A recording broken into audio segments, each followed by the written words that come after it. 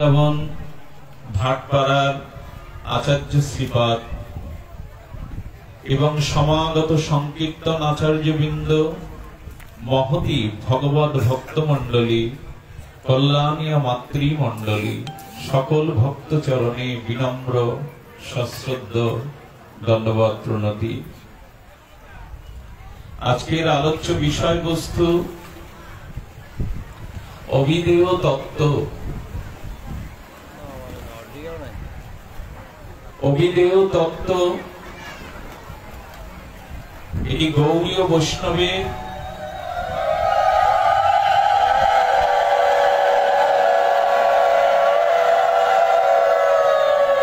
গৌড়ীয় দর্শনের সনাতন বৈদিক সভ্যতার মূল স্তম্ভ। দেখুন, ভগবান বলছেন মোঘাস মঘ কর্মান্ন মঘ জ্ঞান বিচেতসা। কেউ ভগবানে বিমুখ হয়ে শাস্ত্র বিহিত যজ্ঞ দান তপস্যা পূর্ণ কর্ম যদি অনুষ্ঠিতব্য অনুষ্ঠানাদি করেন, তবে ভগবান বিমুখ জনের সেই যজ্ঞ দান তপস্যা বৃথা মাত্র। যদি ভগবানে কেউ বিমুখ হন, শাস্ত্র বলছেন আপনি পৃথিবীর সব ভাষা অধিগত করতে পারেন, আপনি ঐতিহাসিক ইতিহাস সম্পর্কে জ্ঞাতব্য হতে পারেন, আপনি মোটা আকারের ইতিহাস লিখতে পারেন, আপনি হতে পারেন একজন ঔপন্যাসিক, গল্পকার, আপনি পৃথিবী পরিভ্রমণ করতে পারেন, দার্শনিক হতে পারেন, আপনি বহুবিধ, শুধু এই জ্ঞান নয়, পদার্থ বিজ্ঞানে জড় বিজ্ঞানে আপনি বিমান আবিষ্কার করতে পারেন, আপনি চন্দ্র জয় করতে পারেন। আমার মনে হয় আপনাদের মনে যে সংকটটা আসছে এটি ভগবানের উপরে ছেড়ে দিন। এখানে আমাদের কারো কিছু করার নাই। ভগবান যেটা চাইবেন ওটাতেই আমাদের সন্তুষ্ট থাকতে হবে সর্বাবস্থায়। যেন আলাদা চিন্তা ছেড়ে দিয়ে আমরা যেটুকু সময় পাই হরি কথাতে মনোনিবেশ করি। শাস্ত্রে বলছেন জড় বিজ্ঞানের আর প্রযুক্তিতে মানুষ চন্দ্র জয় তো অনেক আগেই করে ফেলেছে। বৃহস্পতি, মঙ্গল সাবমেরিন তৈরি করে সমুদ্রের তলদেশেও যাচ্ছে, পাতালকে জয় করেছে, মহাকাশকে জয় করেছে মানুষ।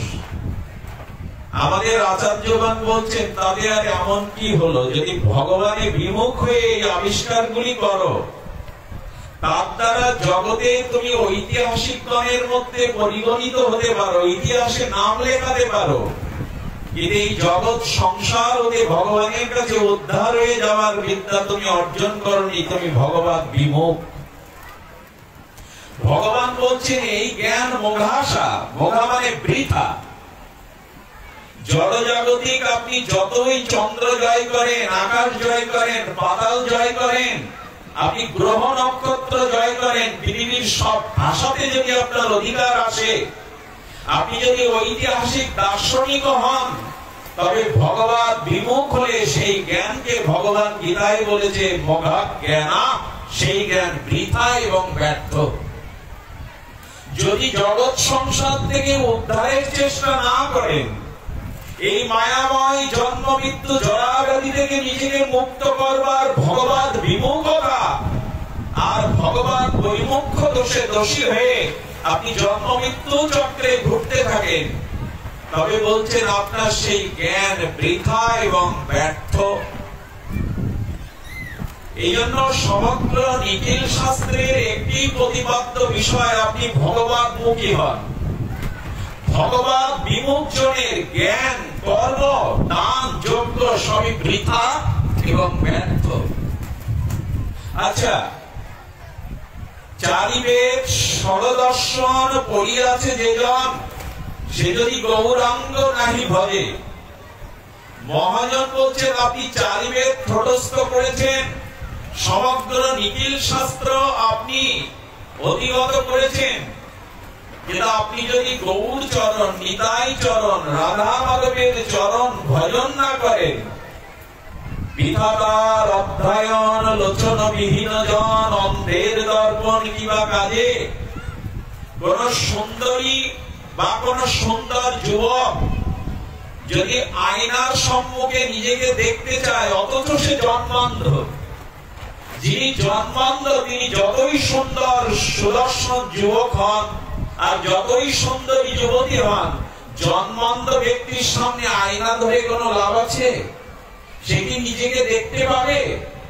তেমনি জন্মান্ধ ব্যক্তির সামনে দর্পণ প্রদর্শন করা যেমন বৃথা, তেমনি চারিবেদ ষড়দর্শন জগতের দর্শন ভাষা ইতিহাস ভূগোল যতই আপনি জানুন, যদি ভগবান বিমুখ হন তবে অন্ধের দর্পণ দর্শনের মতো সেটা বৃথা মাত্র হয়ে যাবে। বলছেন হরি না জানিয়া লাগ জানো যদি, ভগবানকে না জেনে যদি জগৎকে জেনে ফেলো, লাগ জানো যদি সে জানার মুখে ছাই। মহাজন বলছেন হরি না জানিয়া লাগ জানো যদি সে জানার মুখে ছাই। ভগবানকে জানলে না, নিজের আত্মকল্যাণের চেষ্টা করলে না, ভজন সাধন করলে না, এদিকে লাগ জানো তুমি বলে সে জানার মুখে ছাই দিয়েছেন গৌড়ীয় বৈষ্ণব। তাতে অর্থ হবে, সমাজে সম্মান পাবে, উচ্চ আসনে আসীন হয়ে বড়মালা পাবে, কিন্তু উদ্ধারের পথ পাবে না। শাস্ত্রে বলেছেন ভগবান কৃষ্ণ জমজন বাপি শরণ ভবন্তে তেজি অন্তে করে বরং তম তম বৈদিক অন্তেও সদা তদ্ভাব ভাবিতা। কি বলছেন দেখুন। আচ্ছা, মৃত্যুর সময় বার্ধক্য জরাগ্রস্ত ব্যক্তির ইন্দ্রিয়গুলো শিথিল হয় কিনা? তার চক্ষু, কর্ণ, নাসিকা, জিহ্বা, ত্বক সমস্ত শরীর শিথিলতা প্রাপ্ত হয়, কিন্তু তখনও যুবক থাকে একটা ইন্দ্রিয়, সেই ইন্দ্রিয়টার নাম হলো মন। মন কখনো জরাব্যাধিগ্রস্ত হয় না, মন কখনো শীতল হয় না, মনের যৌবন ফুরায় না, মন কখনো জরাব্যাধিতে আক্রান্ত হয় না। এই জন্য সারা জীবন আপনি যা মনন করেছেন, অনুধ্যান করেছেন, চিন্তা করেছেন, হৃদীন্দ্র শীতল হলে ওই যৌবনাবতী বলবতী মন সারা জীবনের যা চর্চা করেছেন, অনুধ্যান করেছেন, সেটাই মনে আসবে।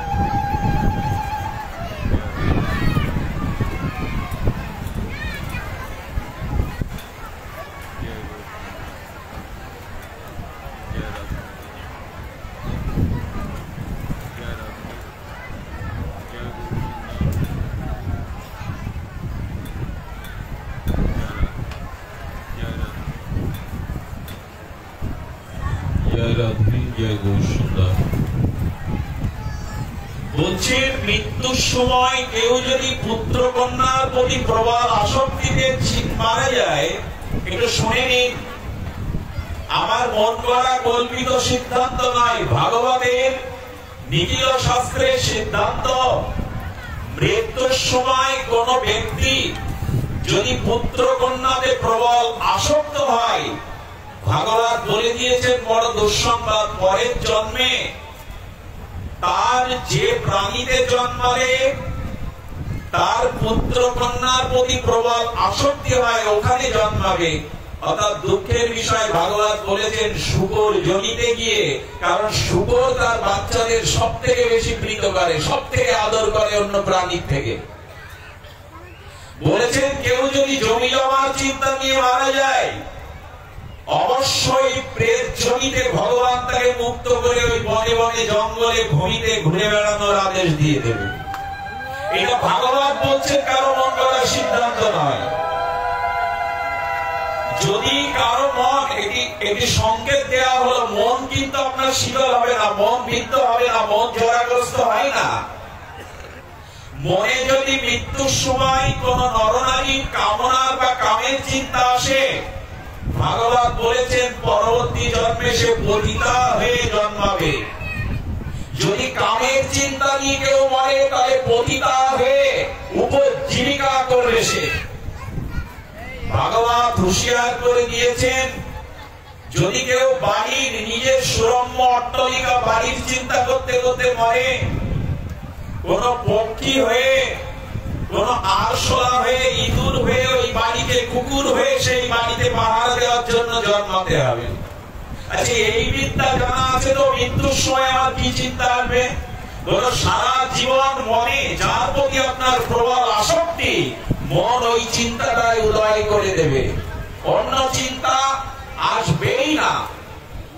এই জন্য ভগবান সতর্ক করেছেন, ওই সময় যদি ভগবানের চিন্তা, গঙ্গার চিন্তা, গীতার চিন্তা, ভাগবতের চিন্তা অথবা বৃন্দাবন নবদ্বীপের কোন একটি চিন্তা আপনার এসে পড়ে, তাহলে ভগবান অনন্ত জন্মের পেছনের কথা ভুলে গিয়ে উনি বলবেন, মৃত্যুর সময় অন্ত সময়ের চিন্তার কারণে আমি তাকে বৈকুণ্ঠপতি দিয়ে দেবো। যদি গঙ্গার চিন্তা, ভগবানের চিন্তা আসে, যিনি অপরাধের কারণে ফাঁসির আসামি হয়েছেন, তার শেষ ইচ্ছা পূরণের জন্য একটা সংবিধানে আইন আছে, আছে কিনা? আছে তো। তেমনি ভগবান বলছে, তোমার শেষের সময় আমি একটা সুযোগ দেব, তুমি যে চিন্তায় রত হয়ে মরবে, দেহত্যাগ করবে, তুমি সেই রত গতি প্রাপ্ত হবে, এই সুযোগটা আমি তোমায় দিয়ে দিলাম। এখন তোমার উপরে নির্ভর করছে মৃত্যুর সময় তোমার কি চিন্তা উদয় হবে। আমরা এই কথা ভেবেছি কি? সারা জীবন স্ত্রী, পুত্র, রূপ, যৌবন, মান, সম্মান, সম্পদের চিন্তায় রত থাকলাম, মৃত্যুর সময় কখনো হরি চিন্তা, ভগবান চিন্তা আসবার সুযোগই পাবে না। এই জন্য শাস্ত্র বলছে, মৃত্যুর সময় এই দেহটা পরিত্যাগ করে একটি নতুন দেহ ধারণ করতে হয়। এটা মৃত্যুর পরে না, মৃত্যুর অগ্রে। এই জন্য ভাগবত সাবধান করে দিয়েছে, তস্মাৎ সর্বেষু কালেষু মামনশ্বর যুদ্ধোচ। ভগবান বললেন, প্রতিনিয়ত নিরন্তর অবিচ্ছিন্ন তৈলধারায় যদি আমাকে স্মরণ না করো, মৃত্যুর সময় তোমার এই চিন্তা আসতেই পারে না। যৌবনে যিনি রাজ্য পরিত্যাগ করেছিলেন, দুর্দার্য স্ত্রী পুত্র পরিত্যাগ করে জঙ্গলে গিয়ে তপস্যা করেছিলেন, যার নামে আজকের ভারতবর্ষ, সেই ভরত ঋষি পর্যন্ত হরিণের চিন্তা করে মরায় হরিণ হয়ে জন্মেছিলেন, এই তার প্রমাণ। যিনি যৌবনে রাজ্য ছেড়েছিলেন, যিনি স্ত্রী পুত্র ধূর্য মায়া পরিত্যাগ করে যৌবনেই জঙ্গলে তপস্যায় নিরত ছিলেন, যার নামে আজকের ভারতবর্ষ, সেই ভরত ঋষি হরিণের চিন্তা করতে করতে মৃত্যুবরণ করায় হরিণ হয়ে জন্মাতে হয়েছিল তাকে।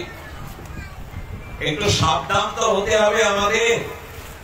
ভগবান বলছেন, আমাদের বিমুখ হয়ে জগতের যত জ্ঞান, জগতের যত শাস্ত্র বিহিত কর্ম, এগুলি প্রকাশ এটা বৃথা এবং ব্যর্থ। এখন উপায় কি? এই কামনা বাসনার কাল সর্ব আমাদের দংশন করছে। বাসনা, ভোগ, লালসা, এইগুলি, এই অনন্ত কামনা বাসনা কাল সর্বের দংশন যারা আমরা পাচ্ছি, তাদের উপায় কি? সেই উপায়টাই হলো পবিত্র তত্ত্ব। সেই প্রসঙ্গেই আজকের আলোচনা। যদি আমরা উদ্ধার পেতে চাই, আমাদের আত্মকল্যাণে ব্রতী হতে চাই, তাহলে আমাদের কি করতে হবে? এখানে শাস্ত্র বারবার বলছে, ভগবতমুখী হতে হবে।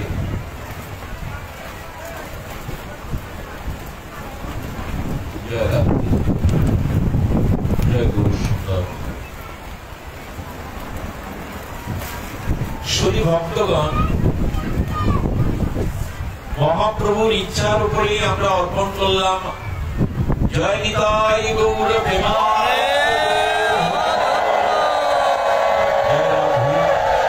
জয় গৌর সীতা। আমরা দেখেছি না, সর্প এবং নেকুল যখন তারা যুদ্ধ করে, অর্থাৎ বেজি এবং সর্প, দেখেছেন আপনারা গ্রামের অনেক মানুষ, তো বিষাক্ত সর্পটি নেকুল বেজিকে যখন দংশন করে, বেজি মরে না কেন? বরঞ্চ বেজির হাতেই সবটা মারা যায়। কেন? কারণ কি? ওকে যে দংশন করলো, বিষক্রিয়া হলো না বেজি নেকুলের? হলো বিষক্রিয়া, ঠিক হয়েছে, কিন্তু বিষ সংশোধনের উপায় ওই বেজির বা নেকুলের জানা আছে। আপনারা লক্ষ্য করে যে তখন দংশন করে, তখন বেজি বা নেকুল কি করে? দ্রুত জঙ্গলের মধ্যে গিয়ে ওর একটা গাছের শিকড় জানা আছে, ওই গাছটা তুলেই মুখে দেওয়ার সাথে সাথে সর্পের বিষাক্ত দংশনের বিষক্রিয়া নষ্ট হয়ে যায়। পূর্ণ শক্তি নিয়েও বেজিকেই পরাজিত করে কিনা? এখন এই সংসারটা হলো সর্প, আর আমরা যদি বেজির ভূমিকায় দাঁড়াই তাহলে আমাদেরও দংশন করছে। এখন বাঁচতে যদি হয়, সংসারে যদি জয়ী হতে হয়, তাহলে উচিত হলো ওই জঙ্গলের মধ্যে গাছের কথাটা জানা, যে গাছ মুখে নিলে বিষ শোধন হয়ে যাবে। তো সেই বিষ শোধন করা, কাল সর্পের হাত থেকে বাঁচবার উপায় আমরা একটু জানি। এখানে সংসার সর্প, আর আমি যদি সেই নেকুল বা বেজি হই, তাহলে আমাকে একটু এই কামনা বাসনার ঝোল খেয়ে বিষে আমি মরবো না, উপায় আছে। সাধুরূপ জঙ্গলে গিয়ে, সাধুরূপ পুষ্প বাগানে গিয়ে আমাকে হরি কথারূপ, হরি নাম রূপ ঔষধটা গালে দিতে হবে, তাহলে আর বিষক্রিয়া ওই বেদিটি কিন্তু শিকড়টি মুখে নিল, সাপের বিষক্রিয়া নষ্ট করে আবার সে যুদ্ধের রত হয়ে জয়ী হলো, সাপকেই কেটে দেয় সে। তেমনি সাধুরূপ বাগানে, সাধুরূপ পুষ্প কাননে যদি হরি কথা এবং হরি নামরূপ ঔষধটা কেউ জিহ্বায় দিতে পারে, তাহলে সংসারের কামনা বাসনার সর্বের দংশন হতে সে মুক্ত হবেই, মারা যাবে না। এই জন্য শাস্ত্র বলছে তুমি এক কাজ করো, সাধুকে হরি কথা এবং হরি নামকে আশ্রয় করো, এটাই তোমার একমাত্র ঔষধ। এই জন্য হরি কথাতে আমাদের রুচি আনার কথা বলা হয়েছে। শাস্ত্রে কি বলেছেন? নষ্কর্ম অষ্টুত ভাব বর্জিতং, কি বলেছেন? ন শবতে জ্ঞান অমলং নিরঞ্জনম। আহা, অমর পুরাণ সর্ববেদান্ত সার শ্রীমদ ভাগবত বলছেন কৃষ্ণ ভক্তি হলো সর্বপ্রধান সর্বশাস্ত্রের উপদেশ। কর্ম, যোগ, জ্ঞান, এই তিনটাই ভক্তি অভিমুখী। অর্থাৎ আপনি সুকর্ম করেন, দান ধ্যান ব্রত করেন, আপনি যজ্ঞ করেন, আপনি মহাজ্ঞানী হন, কিন্তু যদি কৃষ্ণ বিমুখ হন, যদি ভগবানমুখী ভক্তিমুখী না হন, সেক্ষেত্রে বলা হয়েছে আপনার প্রকৃত কল্যাণ কখনো সাধিত হতে পারে না। কর্মযোগ জ্ঞান এটি ভক্তি মুখ্য হয়ে আছে, ভক্তি মুখ না থাকলে এটি আপনার জীবনে, ভগবান বলছেন মোহ আশা মোহ কর্মান্ন মোহ জ্ঞান বিচেতসা। এই জন্য আমাদের আশ্রয় নিতে হবে কি? ভাগবতে। আমাদের কোন আশ্রয় নিতে হবে? হরি কথা। আর হরি কথা কোথায় আছে? অমর পুরাণ সর্ববেদান্ত সার হি ভাগবতম। ভগবান শ্রীকৃষ্ণ যখন দাপর লীলা এখানে বিশ্রাম দিয়ে অপ্রকটে যাবেন, উদ্ধব জিজ্ঞেস করেছিল, হে অনাদি আদি, এ সর্বকারণের কারণ, তুমি এই জগৎ থেকে যখন অপ্রকটে যাবে তখন জগতে নেমে আসবে অভিশাপ, জগতে নেমে আসবে কাল দ্বারা কলি। সেদিন জীব তোমায় কোথায় পাবে? কি করে, কোথায় তারা আশ্রয় নেবে? ভগবান শ্রীকৃষ্ণ বলেছিলেন, আমি অপ্রকটে যাচ্ছি, কিন্তু আমি মিশে যাব একটি জিনিসে, সেই বস্তুতেই আমি জগতে নিজে কৃষ্ণ প্রকাশ হব, আমার অপ্রকাশের পর আমি নূতন নবায়ন রূপে প্রকাশ হব শ্রীমদ ভাগবত রূপে। অর্থাৎ শ্রীকৃষ্ণ দাবার লীলা সঙ্গ করে কলিতে ভাগবত রূপে প্রকাশ হলেন জীবের সামনে। এই ভাগবতটাই শ্রীকৃষ্ণের পূর্ণমূর্তি।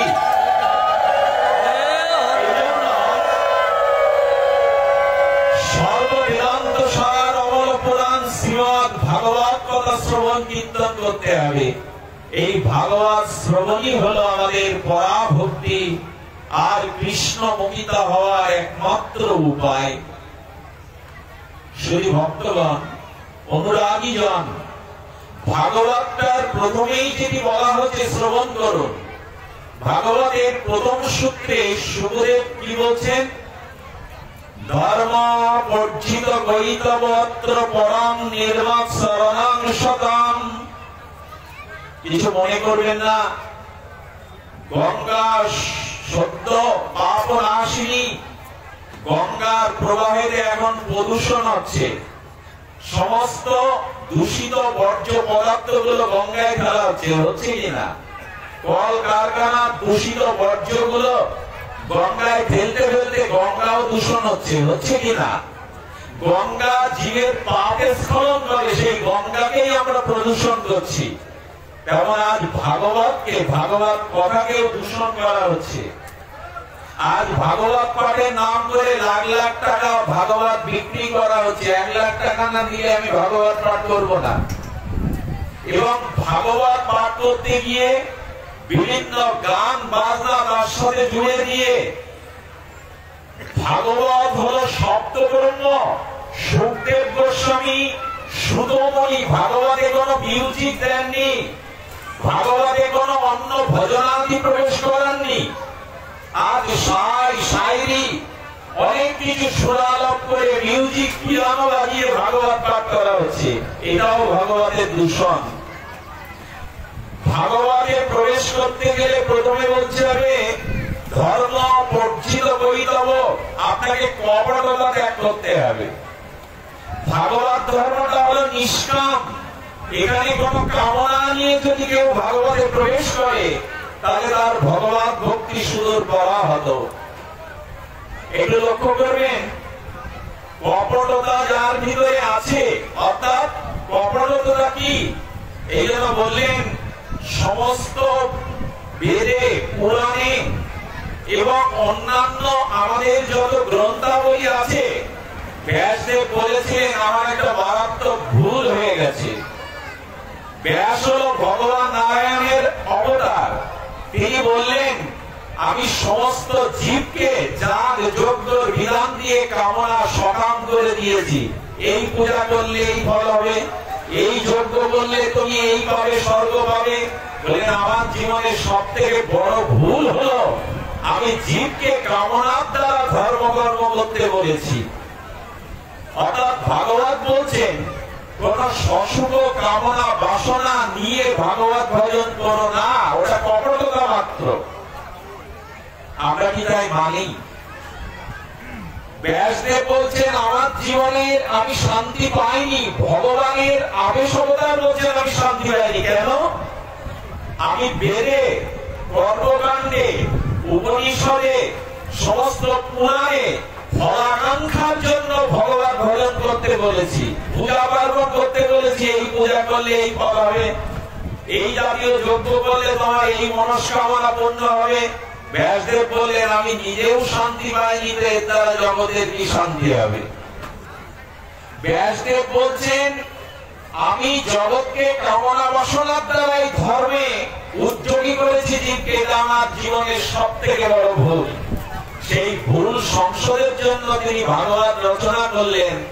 ভাগবতের 18,000 শ্লোকে একটা শ্লোকও নাই যেখানে বলা হয়েছে এই কামনা বাসনা পূর্ণ হবে আপনার ভাগবত ধর্ম গ্রহণ করলে। কোথাও কামনা বাসনার কথা ভাগবত বলেনি। বরঞ্চ বলছেন ধর্ম, অর্থ, মোক্ষ এইসব কামনা যদি থাকে তবে তুমি কপট।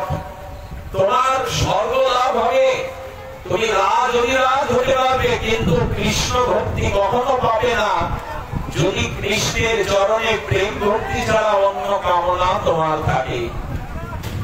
আসলে এই চঞ্চলতার মধ্যে এই কথা বোঝানো খুব মুশকিল যে ধর্ম বর্জিত করিতব, কামনা থাকলে ভাগবতের পথে এসে তুমি কিছু পাবে না।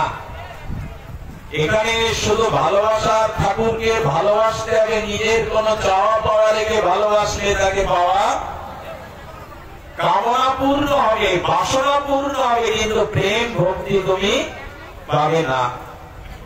এই জন্য সমস্ত শাস্ত্রে কোথাও না কোথাও সকামের কথা বলা আছে, এই করলে এই ফল হবে, এই যজ্ঞ করলে এই হবে। একমাত্র ভাগবত বলছেন কৃষ্ণকে ভালোবাসতে হয়, তাই ভালোবাসো, বিনিময় কোন ব্যবসায়িক বৃত্তি এনে দেনা পাওনা এখানে এলো না, তাহলে প্রেম ভক্তি কখনোই হবে না। শুধু ভক্তবৃন্দ যারা কামনা বাসনা নিয়ে আর এই ভগবান জগতে প্রবেশ করে এরা কপট হয়ে যায়। আর কপটতা ব্যক্তির মন কখনো বিশুদ্ধ হয় না, কারণ কামনা যেখানে আসে সেখানে শুদ্ধতা আসতে পারে না। কামনা বাসনা যেখানে আছে সেখানে মনের শুদ্ধ কোনো কালেই আসতে পারে না। আচ্ছা, আপনারা লক্ষ্য করুন, কামনা বাসনা ফলাকাঙ্ক্ষা থাকলে হৃদয়ে শুদ্ধতা আসবে না। এই জন্য ভাগবত প্রথমেই সতর্ক করেছেন, তোমার মনটা ভগবানের ভক্তি লাভ করতে গেলে মাখন হতে হবে। মনটা কি হতে হবে? মাখন। মাখন হলো দুগ্ধ উৎকৃষ্ট আস্বাদ কমল বস্তু। আচ্ছা, মাখনের মতো মন না হলে প্রেম ভক্তি হবে না কেন? মাখনের তিনটি বৈশিষ্ট্য আছে, খুব মানবিক কথা। মাখনের বৈশিষ্ট্য তিনটি। তার প্রথমটা হলো মাখন কালো না সাদা? সে তো শুভ্র। আচ্ছা, গার রং কালো হলেও চলবে যদি গুণ থাকে। মাখনের রং কালো না সাদা? এই জন্য ভাগবত বলছেন কোন কামনা বাসনা থাকলে মনে মলিনতা আসবে, কালো হবে। তোমার মনটা মাখনের মতো শ্বেত শুভ্র সাদা হতে হবে। গার রং কালো হলেও চলবে, কিন্তু মনের রং কামনা বাসনা এই রঙিন বা কালো হলে ভগবত প্রাপ্তি থেকে তুমি দূরে সরে যাবে। আচ্ছা, মাখন শ্বেত শুভ্র, বলছেন মনটাকেও শ্বেত শুভ্র করো। দ্বিতীয় গুণ মাখনের কি? দ্বিতীয় গুণ হলো মাখনের অতি কোমল। মাখন কি শক্ত হয় বাবা? অতি কোমল হয়। তো পরের দুঃখে যদি তোমার হৃদয় কোমল না হলো, মাখন কি হয়? একটু সূর্যের তাপ লাগলে আগুন লাগে না, গলে যায় কিনা? মাখনের ভেতর বাইরে বড় কোমল। তেমনি অনন্ত জীবের দুঃখ দুর্দশা দেখে যার হৃদয় কাঁদে না, সেই মন কখনো ভগবত ভক্তি লাভের যোগ্যতা অর্জন করতে পারে না। আমাদের চিত্তটা কোমল নয়। আমরা পরের দুঃখ দেখে আনন্দ পাই, পরের সর্বনাশ দেখে আমি তৃপ্ত হই। বলছেন এটা ভগবত ভক্তি লাভ করার, ভাগবত ধর্ম এটি গ্রহণ করার উপযোগী নাই। মনকে কোমল করো, মনকে তুমি মাখনের মতো কোমল করো। সাধু হৃদয়কে হবে বড় দুঃখে কাতর। পরের দুঃখে যার হৃদয় কাতর হয় না, নয়নে অশ্রু আসে না, তিনি ভাগবত ধর্মের অধিকারী নয়, ভাগবতের প্রবেশের অধিকারী নাই। আচ্ছা, মাখনের আর একটা গুণ কি? দুটো বললাম আমরা, একটা সাদা, একটা হলো কোমল। দেখবেন মাখন হাতে লেগে গেলে এত কোমল, স্নেহ ও হাত থেকে সহজে উঠতে চাই না। তেমনি অপরের দুঃখে তোমার হৃদয় যদি এভাবে কোমলতা প্রাপ্ত হয়, জীবের দুঃখে তুমি দুঃখিত হতে পারো, এটাই হবে তোমার ভাগবত ধর্মে প্রবেশের দ্বিতীয় গুণ। আর তৃতীয় গুণ কি বলা হলো? মাখনের ভেতরেও যা বাইরেও। আচ্ছা, মাখনের বাইরে যেটা, ভেতরে কি আলাদা? পুরো মাখনটার ভেতরে যা বাইরেও তার, অর্থাৎ কপট তাকেই বলে যার ভেতরে এক আর বাইরে আর এক। মুখে বলছো এক কথা, মনে আর এক কথা। শাস্ত্র বলছেন বাইরে বলো প্রভু আমি ধন চাই না, মান চাই না, স্বর্গ চাই না, আমি তোমাকে চাই, তোমাকে সেবা করতে চাই, তোমাকে ভালোবাসতে চাই। অথচ হাতে প্রণামী দিলে আমি দেখি এটা 500 টাকার নোট কি 100 টাকার নোট। এই কপটতা যার আছে সে ভগবান লাভ করতে পারবে না।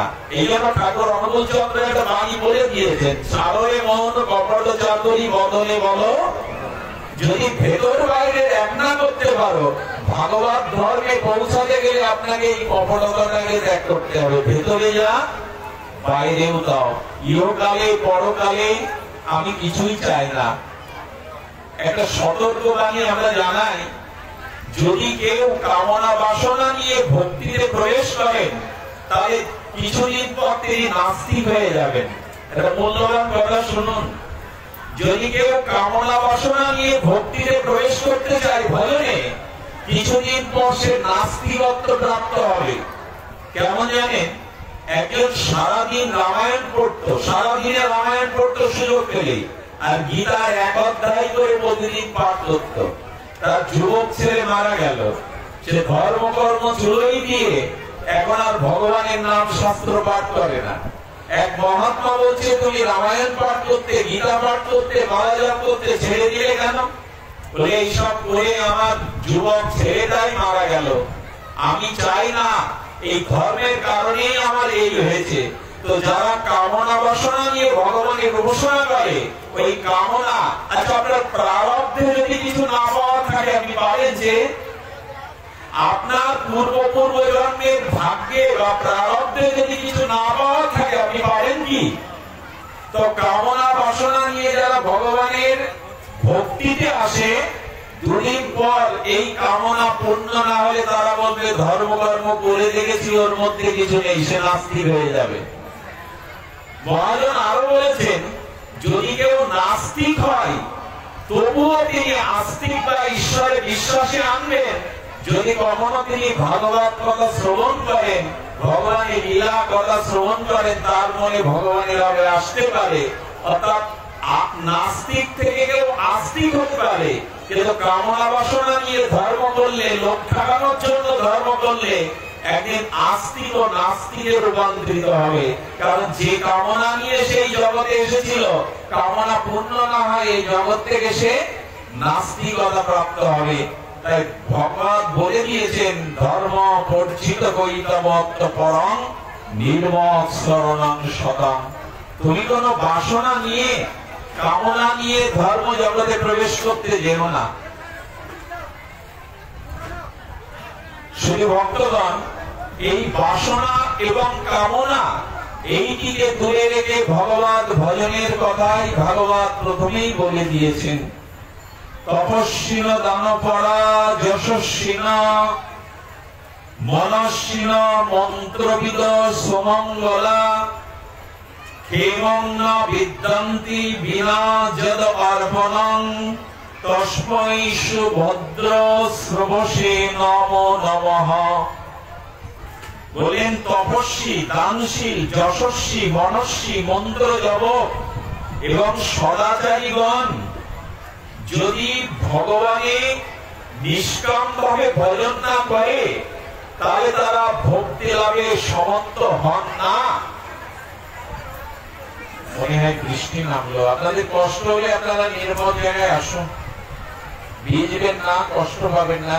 এর উপরেও কিছু কিছু মানুষ চলে আসতে পারে, এটা এই পরিবেশে সম্ভব হবে না। হলি কথা, জয় রাধা, জয় কৃষ্ণ।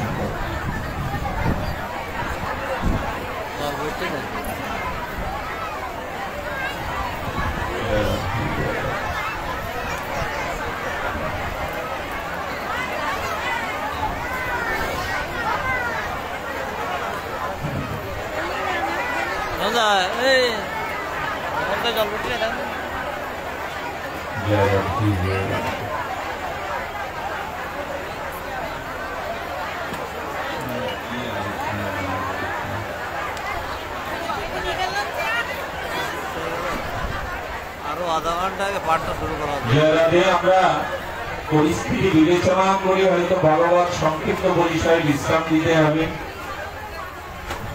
মায়েদের বলছি, মা হুড়োহুড়ি না করে আপনার নিরাপদ স্থানে থাকবেন, আপন জনদের সাথেই বাড়ি ফিরবেন, ব্যতিব্যস্ত হবেন না। ভগবান আসলে এসেছেন, এখানে ব্যতিব্যস্ততা বা মনে চঞ্চলতা নাই। একটা ধীর স্থির নিরাপদ স্থানে দাঁড়ান এবং বাড়ি থেকে যারা এসছে সহসাথীদের নিয়ে বাড়ি ফিরবেন। জয়রাধে। আমরা আপনাদের জানাচ্ছিলাম যে বিশুদ্ধ ভগবান ভক্তি প্রয়োজন, সেই ভক্তিতে ভগবানের জন্য যেন কিছু চাওয়া না থাকে। এই নিষ্কামতা ভক্তি প্রায়শ আমরা এটি বুঝতে পারি না। আর এই নিষ্কাম শুদ্ধ ভক্তি একমাত্র ভগবানই আমাদের জানিয়েছেন। ভগবান বলেন, ভগবানকে আনন্দ দেওয়ার জন্যই তোমার জীবন উৎসর্গিত করো।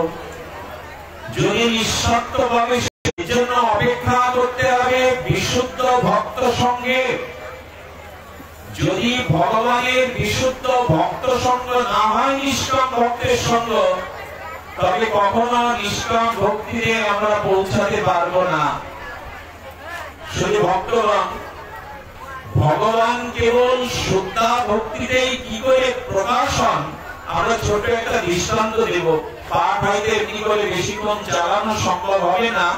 ভগবানের ইচ্ছাতেই আমাদের সকল ইচ্ছা।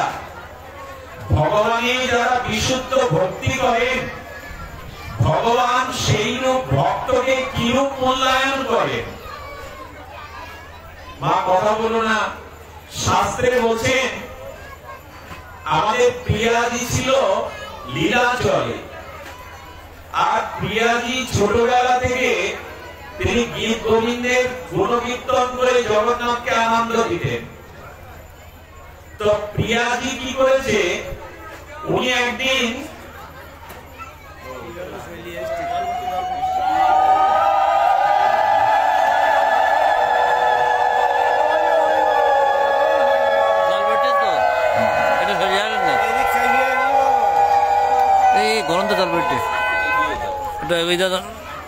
আমার মনে হয় সেই ইন্দ্রের কোপে আমরা বৃন্দাবনে 7 দিন বজ্রবৃষ্টি দিয়েছিল ইন্দ্র। আপনাদের থেকে আমার স্মৃতি মনে হচ্ছে আপনারা এই অবস্থায় কেউ উঠে যাচ্ছেন না। এটা বৃন্দাবনবাসীরা বলেছিল, আমরা যদি মরেও যাই ব্রজ ছেড়ে আমরা কোথাও যাব না। আমাদের কানাইকে ছেড়ে ইন্দ্র তুমি যত বড় বজ্রপাত দাও, যত বৃষ্টি দিয়ে ভাসাও, আমরা বাজলে কৃষ্ণকে নিয়ে বাজবো। ব্রজ ছেড়ে আমরা অন্য কোথাও মরতেও চাই না।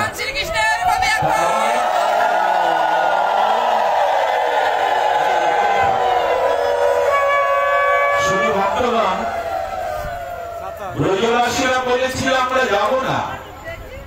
তো প্রিয়াজি তিনি গোবিন্দকে গীত গোবিন্দ শোনাচ্ছেন। আর এই গীত গোবিন্দ কি শোনাচ্ছেন? যমুনা পুরীরে কুসুম কাননে যখন উনি সুর দিয়ে শুনেছেন, জগন্নাথ করেছি কি, শ্রীকৃষ্ণ জগন্নাথ মন্দির থেকে বেরিয়ে দৌড়াতে গিয়ে যে বাগানে যে ঘেরাটা ছিল, আর সেই কাস্টে বা লোহার শোলাটায় জগন্নাথের কাপড়টা অর্ধেক ছিঁড়ে গেছে। এখন রাজা সকালবেলা প্রণাম করতে এসে দেখে জগন্নাথের গায়ের যে বস্ত্র ঘটনা অর্ধেক ছেঁড়া। পূজারীকে তখন বলছেন, এটা কেটে কার কাছে পয়সা নিয়ে বিকিয়ে দিয়েছে? জগন্নাথের বস্ত্র সবাই তো চাই। বলে একে যদি এই অংশটা যদি তুমি উদ্ধার না করতে পারো, আমি তোমাকে মৃত্যুদণ্ড দেব।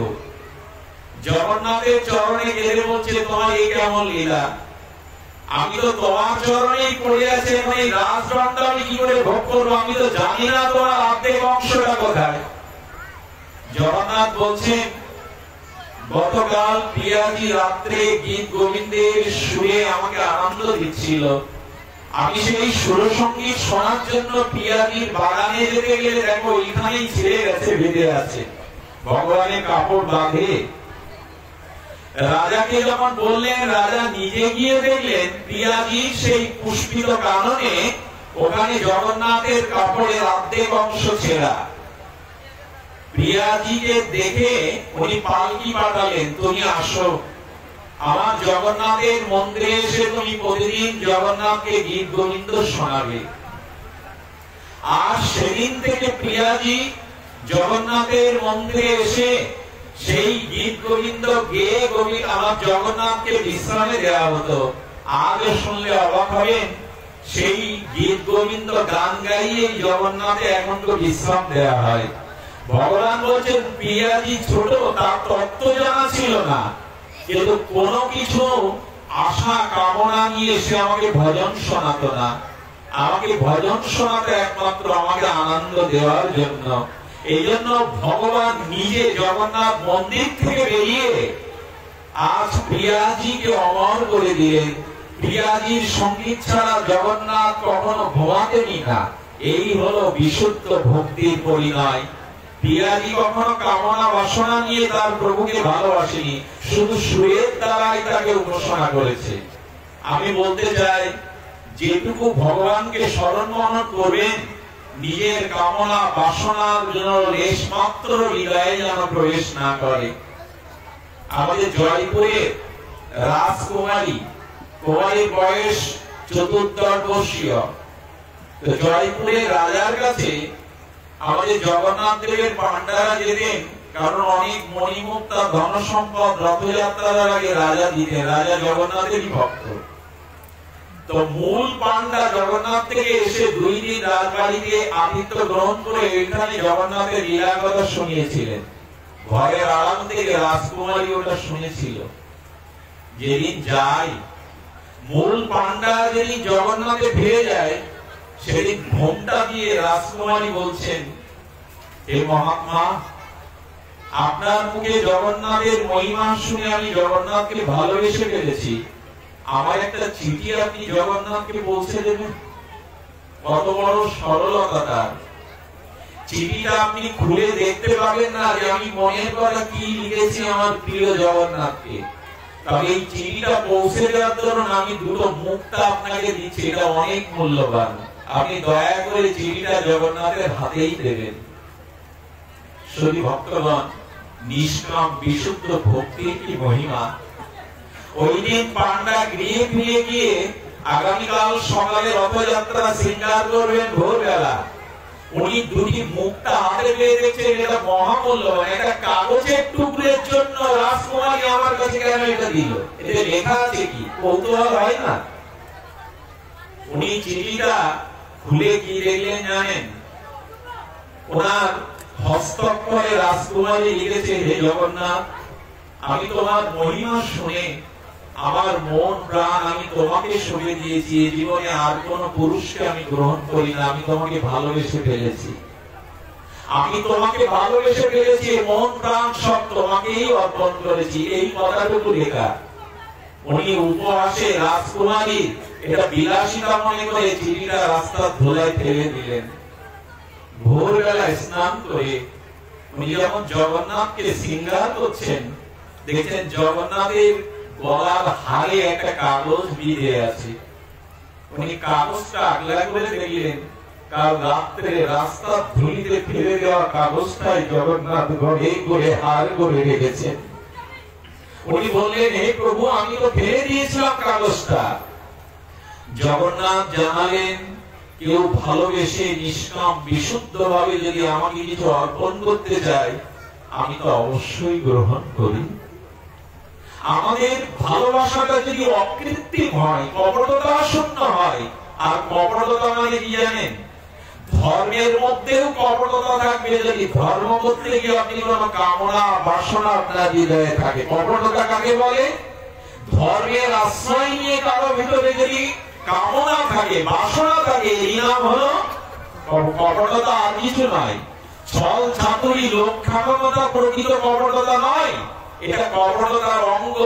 অঙ্গী হলো যদি আপনি ভগবানকে ভালোবাসার বিনিময়ে, এখানে কি বলা হচ্ছে, অন্য কোন কামনা আপনার থেকে থাকে। ভগবান বলছেন, আমাকে চাও, আমাকে চাওয়ার কারণে অন্য কিছু চেয়েও না। আচ্ছা, অর্জুন যখন 2 সেনার মধ্যে রথ রাখতে বললেন, সেনার উভয়ের মধ্যে রথং স্থাপিত অচ্যুত, হে কৃষ্ণ, তুমি 2 সেনার মধ্যরেখায় আমার রথটা রাখো। কৃষ্ণ বললেন, আমিও নিরপেক্ষ জায়গায় রেখে দেখছি, এখন তুমি আমার দিকে তাকাও না আত্মীয় স্বজনের দিকে তাকাবে। গীতায় ভগবান বলছেন, আমি তোমার দেহরথে আছি। অর্জুন, তুমি যদি আমার দিকে না তাকিয়ে আত্মীয় স্বজনের দিকে মহদৃষ্টিতে তাকাও, তাহলে তোমার বিরহ আসবে, তুমি বিষাদগ্রস্ত হবে, তুমি কর্তব্য ভুলে যাবে। আচ্ছা, অর্জুন কৌরবদের দিকে তাকিয়েই তো কাঁদলেন, ধনুর্বাদ ছেড়ে দিলেন, বললেন আমি যুদ্ধ করব না। তো অর্জুনের এই বিপত্তি বদনা কি করে এলো, বুদ্ধিভ্রষ্ট কি করে এলো? গোবিন্দ বলেন, আমি যার সামনে দাঁড়িয়ে আমার চরণ কমলে দৃষ্টি না দিয়ে যারা বাইরের সংসারের দিকে দৃষ্টি দেয়, মোহ তো তাদের ঘিরে ধরবেই, চোখের জল তো তাদের আসবেই।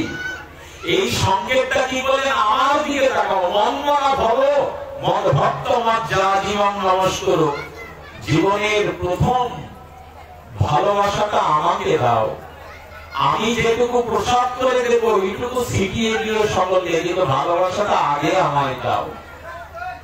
এই হলো নিষ্কপটতা। ভগবানকে যদি ভালোবাসতে হয় তো কামনা নিয়ে ভগবত ধর্মে আসা যাবে না। এই জন্য বলেন, অন্য বাসনা অন্য কামনা যদি হৃদয়ে থাকে তাহলে প্রেম ভক্তি ভগবান আপনাকে দিবেন না, ওটা লুকিয়ে রাখবেন। এ সম্পর্কে ভাগবত বারবার বলে দিয়েছেন যে কেবল জ্ঞানে মুক্তি দিতে নালে ভক্তি নিয়ে কৃষ্ণ উন্মুখ সেই মুক্তি হয় বিনা যতনে। আমাদের মাধব দাস বাবাজি ছিলেন ভগবানের খুব প্রিয় ভক্ত, নিষ্কাম ভক্ত। তো মাধব দাস বাবাজি কি করেছেন, একদিন রাত্রে উনি শয়ন করে আছেন, আর সাক্ষাৎ জগন্নাথ এই জগন্নাথ মাধবীর কুঠিরে এসে বলছে, বাবা তুমি একটু ওঠো তো। স্বয়ং ভগবান 80 বছর সেবা করেছে, বিনিময়ে কিছু চায়নি, বিবাহ করেনি এই জগন্নাথ মাধব। ভগবান মন্দির থেকে বেরিয়ে মাধবের সেবা এসে বলছে, বাবা ওঠো। কেন? আমি বৃন্দাবনে ননি চুরি করা আমার একটা অভ্যাস ছিল, দাঁড়ে দাঁড়ে গিয়ে চুরি করা, ওই অভ্যাসটা আমার এখনো যায়নি। আর তোমরা আমাকে মন্দিরে রেখেছো, এই চুরি স্বভাবটা আমার এখনো যায়নি। আজ রাত্রে আমার সাথে তোমাকে চুরি করতে যেতে হবে। বৃদ্ধ 80 বছরের মাধবদাস বাবাজি বলছে, চুরি করতে হয় তুমি করো, আমি তোমার সাথে চুরি করতে যাব না কানাই। ভক্ত ভগবানের এই প্রেম, এর মধ্যে অন্য কোনো চাওয়া পাওয়ার স্থান নাই। গোবিন্দ বলছেন, চুরি একাকি হয় না, বলে আমি বৃদ্ধ ধরা খেয়ে যাব, আমি চুরি করতে যাব না, তুমি জেলে কানাই তুমি যাও। ভগবানের সাথে ওনার ভালোবাসাটা ছিল, প্রীতিটা ছিল সখ্য, মানে বন্ধুর মতো, বন্ধুরূপেই ভালোবেসেছেন। তো জগন্নাথই মাধবকে বলছেন, আমি কাঁঠাল গাছে উঠবো, কাঁঠাল খেতে মন চেয়েছে, কাল সকাল পর্যন্ত আমার ধৈর্য থাকবে না, তুমি চলো মাধব। বৃদ্ধ মাধব দাস বাবাজি এই পুরীতে এক কাঁঠাল বাগানে গিয়ে বলছেন, আমি গাছে উঠতে পারবো না, আমি বৃদ্ধ। আর স্বয়ং ভগবান তখন বলছে, তোমাকে মাধব উঠতে হবে না, আমি গাছে উঠছি, তুমি পাহারা দাও, কেউ এলে আমাকে সংকেত দিয়ে দিও। ভগবান চুরি করতে যাবে? আসলে ভক্তকে আনন্দ দেওয়ার জন্য, প্রেম ভক্তি লীলার জন্য ভক্তকে নিয়ে মধ্যরাত্রে কাঁঠাল চুরি লীলাতে গেছেন স্বয়ং জগন্নাথ। তো কাঁঠালটাই ইচ্ছা করেই ভগবান জোরে জোরে গাছের তলে ফেলে দিচ্ছে, যাতে গাছের মালিক টের পায়। লীলাটা তো তার অন্য। আচ্ছা, কাঁঠালটা জোরে জোরে যখন তখন ফেলছে, তখন মাধব দাস বাবাজি বলছে, এত জোরে ফেললে তো মালিক ধরবে এসে।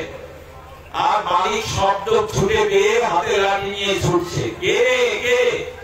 সঙ্গে সঙ্গে ভগবান গাছ থেকে ওনার তো লাভা অভ্যাস আছে, ওটাও অভ্যাস আছে, উনি লাফতে গিয়ে আর কাপড়টা বাঁধিয়ে ফেললেন, আর ওই যে বেষ্টনী ছিল ওখানে।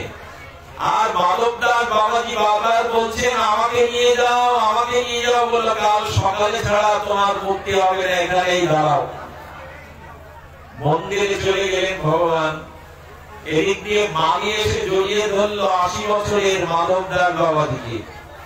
তুমি শেষ পর্যন্ত চুরি করতে আসছো বাবা? আচ্ছা, তোমার বিশ্বাস হয় এই বয়সে আমি গাছে উঠতে পারি?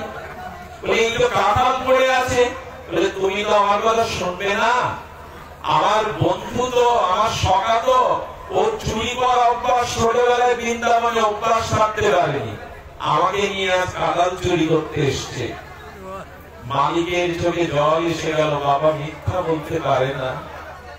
উনি তখন চিন্তা করলেন, আমি যদি মাধবদার বাবাজিকে না ছাড়িয়ে চরণ ধরে আটকে রাখি তাহলে ভগবান আমাকে কৃপা করবে, কারণ ভক্তের আশ্রয় ব্যতীত, ভক্ত কৃপা ব্যতীত ভগবানের কৃপা হবে না।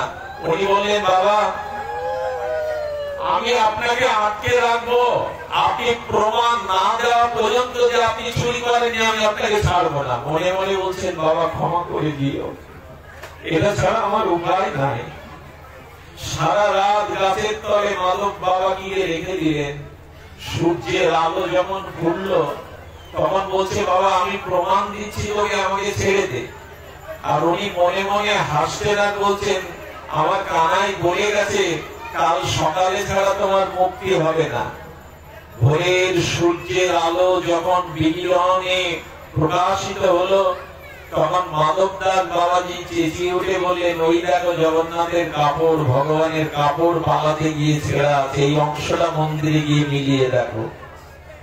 কাঁঠাল বাগানের মালিক সংবাদ দিলেন রাজাকে।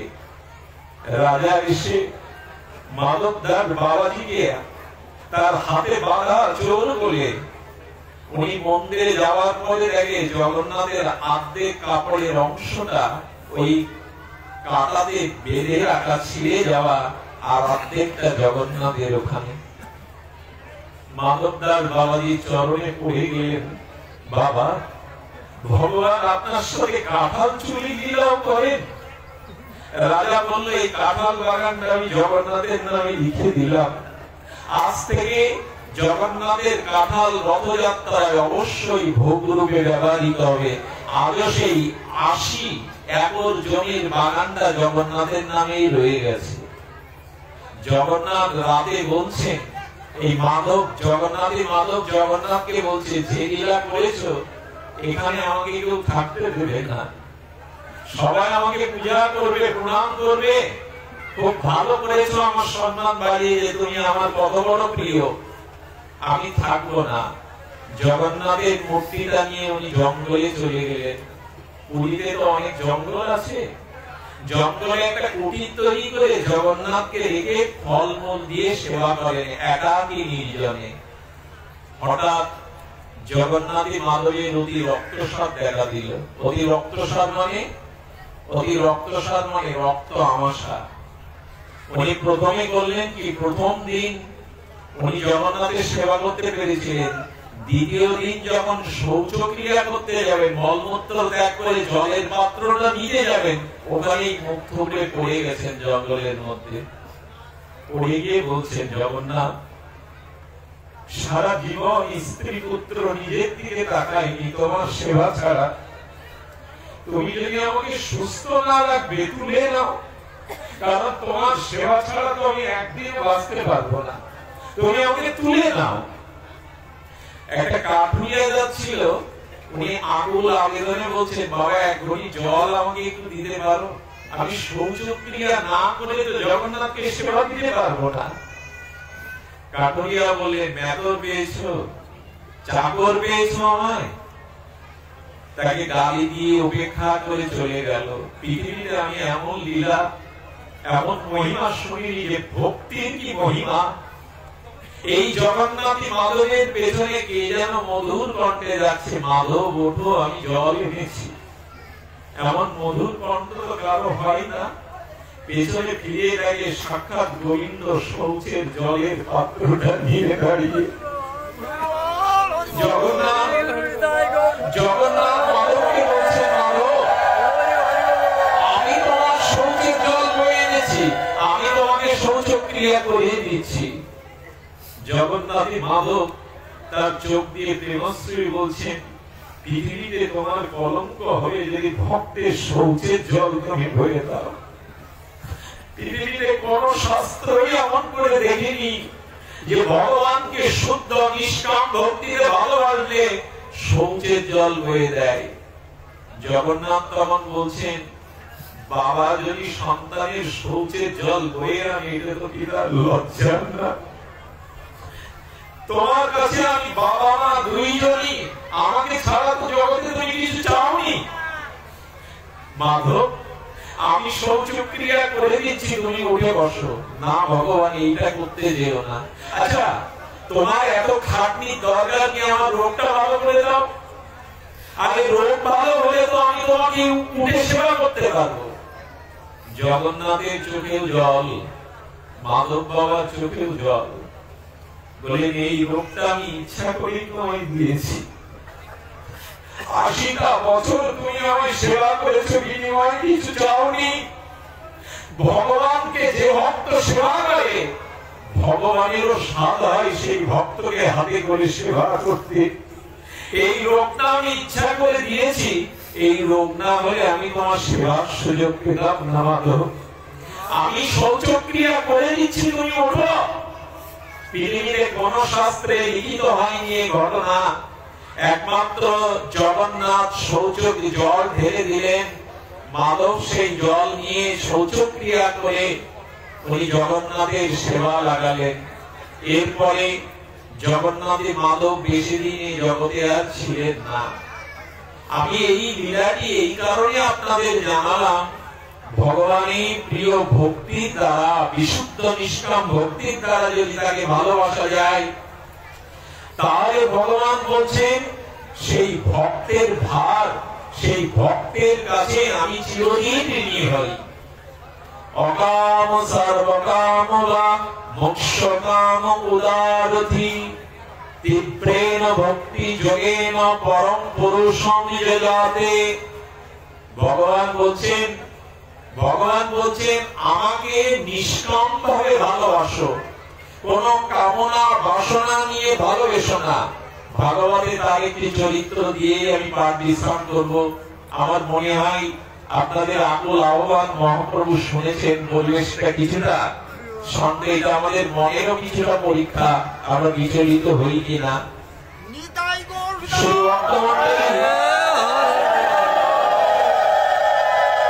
কামনা বাসনা নিয়ে যারা ভগবানের ভজন করতে আসেন, অকাম সর্বকাম, গোবিন্দ বললেন কপটতা না থাকলে, কামনা বাসনা নিয়ে আমার এই ভাগবত ধর্মে নিষ্কাম ভক্তিতে প্রবেশ করলে আমি ভক্তের হৃদয়ের কামনা বাসনাকে পরিষ্কার করে দিয়ে রাখি না।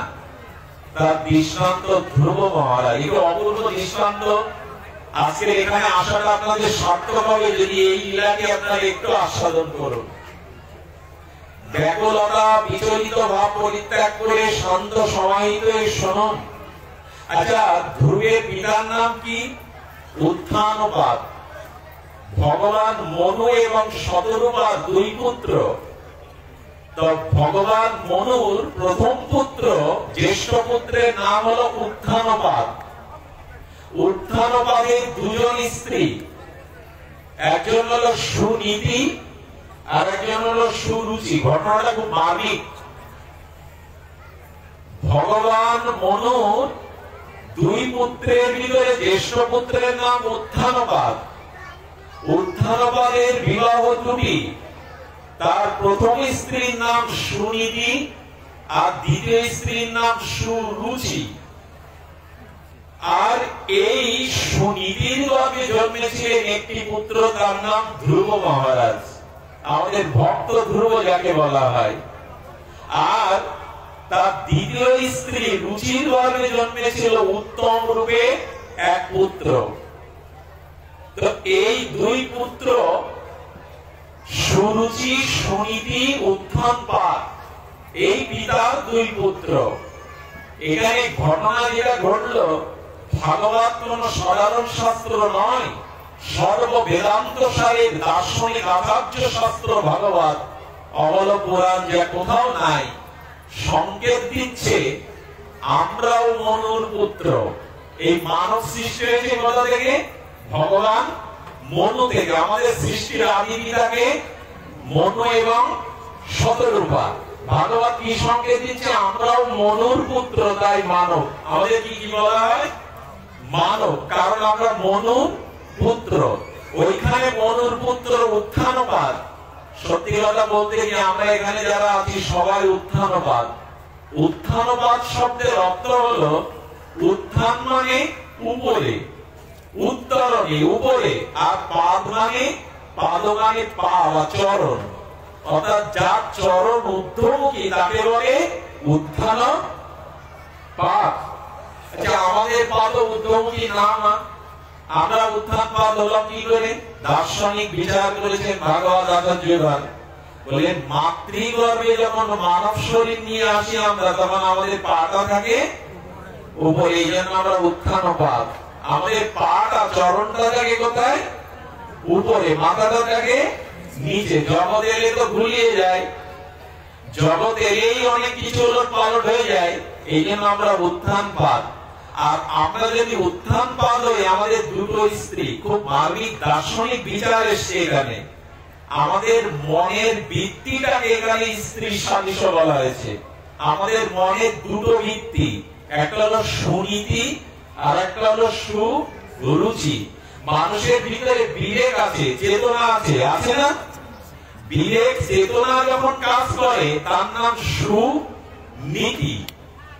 আর যখন বিবেক বিবেচনা এগুলি কাজ না করে আমাদের যে ভিত্তি ভোগ ও রুচির দিকে নিয়ে যায়, রুচি মাফিক যে চলে, শাস্ত্র না মেনে, নীতি নিয়ম না মেনে, যে যা ভালো লাগে সেই রুচিতে চলে, সেই রুচি হলো আমাদের আর এক ভিত্তি।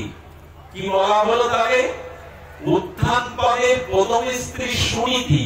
আমাদের ভিতরে মনের ভিত্তির একটি হলো সুনীতি, সু আদর্শ, আরেকটি হলো সুরুচি, অর্থাৎ কামনা বাসনা মন চায় আমরা সেদিকে যাই। সুরুচির গর্ভে জন্ম নিল কে? উত্তম। বললেন আপনার ভোগ বাসনা যতই রুচিকর হোক, ওই কামনা বাসনা রুচির মধ্যে এই উত্তম যা জন্ম নেয়, এই উত্তম জগতের কাছে উত্তম হলেও বেশি দিন টিকে থাকবে না। অর্থাৎ ধ্রুব ৩৬,০০০ বছর রাজত্ব করেছিল, তারপরে তিনি গোলক বৃন্দাবনে গিয়েছিলেন, কিন্তু রুচির পুত্র উত্তম যৌবনেই মারা গিয়েছিল। সংকেত দিচ্ছে ভাগবত, জমিদারি ছিল, কত রূপ ছিল, আছে এটা? আছে? বলেন উত্তম যতই উত্তম হোক ওটা টিকে থাকবে না। আচ্ছা, ধ্রুব মানে কি? ওই ছেলের নাম উত্তম, রুচির ছেলের নাম হলো উত্তম। উত্তম টিকল কি? মারা গেল যৌবনে, ভাগবত বলছে। আর সুনীতির ছেলের নাম কি? ধ্রুব মানে কি? ধ্রুব মানে স্থির, অটল, যে কখনো টলে না। অর্থাৎ আপনি যদি ভগবানের নীতিতে, ভাগবতের নীতিতে আপনার ইচ্ছা অনিচ্ছা গুলো কাজে লাগান, তখন সুনীতির দ্বারা আপনি জীবনে ধ্রুব অর্থাৎ অটল ভগবত ভক্তি লাভ করবেন, যা টলবে না, যা মরবে না। কি সংকেত দিয়েছেন ভাগবত। আচ্ছা, ধ্রুব কি বলল? উত্থানপাদ সিংহাসনে বসে আছেন, আর রুচি বসে আছেন, তার স্ত্রী, দ্বিতীয় স্ত্রী রুচি বসে আছেন সিংহাসনে, আর উত্তমকে কোলে নিয়ে উত্থানপাদ রাজ সিংহাসনে বসেছে। ধ্রুব খেলতে খেলতে এসে, সেও তো বাবা, উত্থানপাদ তো তার বাবা, বলছে বাবা আমি কোলে উঠবো। যেই বাবা কোলে নিয়েছে, সেই বিমাতা রুচি করেছে কি টান দিয়ে ওইখান থেকে নামিয়ে বলছে তোর বাবার কোলে সিংহাসনে ওঠার অধিকার তোর নেই, ও তো বিমাতা, বলছে তোর কোনো অধিকার নেই। ধ্রুব বলছে কেন? আমার বাবার কোলে আমি কেন উঠতে পারবো না? আমারও তো বাবা। বলে উঠতে গেলে তোকে কাজ করতে হবে, কি? ভগবানের ভজন করতে হবে। ভগবানের ভজন করে যদি কখনো ভগবান পাস, তাহলে ভগবানের কাছে বর চাইতে হবে যে আগামী জন্মে আমাকে রুচির গর্ভে জন্ম দিন। আমার গর্ভে যেদিন জন্মাবি, সেই দিন বাবার সিংহাসনে বা কোলে ওঠার অধিকার পাবি, তার আগে অধিকার পাবি না, বেরিয়ে যা। কষ্ট লাগে কিনা? ধ্রুব কাঁদতে কাঁদতে নিজের মা সুনীতিকে বলল, মা আমি বাবার কোলে উঠতে পারি না বুঝি? বিমাতা আমাকে গালি দিয়ে টেনে হেসতে নামালো। এই যেমন সুনীতি হলে তার উদ্দেশ্য কি? বলেন বাবা এই সিংহাসন তো অনিত্য, তুই যদি ভগবানের ভজন করিস তাহলে যা পাবি সে বস্তু এই জগতের না, তুই বৈকুণ্ঠ গোবিন্দের চরণ পেয়ে যাবি। বৈকুণ্ঠের চরণ, যা ভগবানের ভজনে। অর্থাৎ প্রকৃত মা, প্রকৃত নীতি কোনটা আমাদের? ভক্তি হলো মা। ভক্তি মা দেখিয়ে দিচ্ছেন গোবিন্দের চরণ ভজনের জন্য যাও, রাজ সিংহাসনের প্রত্যাশা করতে। কি অপূর্ব ভাগবতের এই দার্শনিক বিচার হলো, ভগবানের চরণে যাও। আচ্ছা, ধ্রুব যখন বেরোচ্ছে তখন উত্তরপাল এসে বলছে ধ্রুবকে বলো আমি রাজ্যের অর্ধেক ওকে দিয়ে দেবো, যেন জঙ্গলে জানায়। ধ্রুব যখন বলছেন যার চরণ ভজনের জন্য সংকল্প করেছি এখনো ঘর থেকে বেরোয়নি, তাতে অর্ধেক রাজ্য এসে হাজির। তাহলে তার চরণ ভজন করলে না জানি কি পাওয়া যায়। আহা, আমি এখনো ঘর থেকে বাহির হইনি, শুধু তার ভজন করার সংকল্প, জঙ্গলে গিয়ে গোবিন্দ চরণ ভজন করব, এই কথা শোনা মাত্র অর্ধেক রাজ্য এসে আমার সামনে হাজির। তার চরণ ভজন না করলে না জানি কি পাওয়া যাবে। ধ্রুব যেমন 5 বছরের ছেলে, মা তাকে কাঙালের বেশ ধরে কৃষ্ণ ভজনে পাঠাচ্ছে, এই না হলে মা, এই না হলে সুনীতি। ধ্রুব মাকে প্রণাম করে যেমন বেরোচ্ছে, উত্থান পাপ নিজেরই তো সন্তান, বলছে আমি পুরো রাজ্য সিংহাসন তোকে দিয়ে দেবো, ধ্রুব তুই যাস না। বলে অনন্ত কোটি ব্রহ্মাণ্ডও যদি পিতা আমাকে দেন, আমি এই সিংহাসনে বসতে রাজি নই। আপনি আমাকে কৃপা করে যেতে দিন। তো যিনি সমস্ত রাজ্য পাবেন, এই রাজ্য পাওয়ার লোভেও এখানে উনি থাকলেন না। এই জন্য ধ্রুব যখন জঙ্গলে চলে গেল তখন কি হলো লক্ষ্য করুন। ধ্রুব পথে যেতে যেতে ধ্রুব কমাস তপস্যা করেছিলেন জঙ্গলে, মাত্র 5 মাস। উনি যখন প্রথমেই গেলেন তখন হরিকে ডাকছে এই ব্যাকুলতায়, উনি সামনে দিয়ে গিয়ে দেখছে বাঘ আসছে। আচ্ছা, বাঘ সম্পর্কে ধ্রুব 5 বছরের বালক, তার কোনো চিন্তা ভাবনাই ছিল না।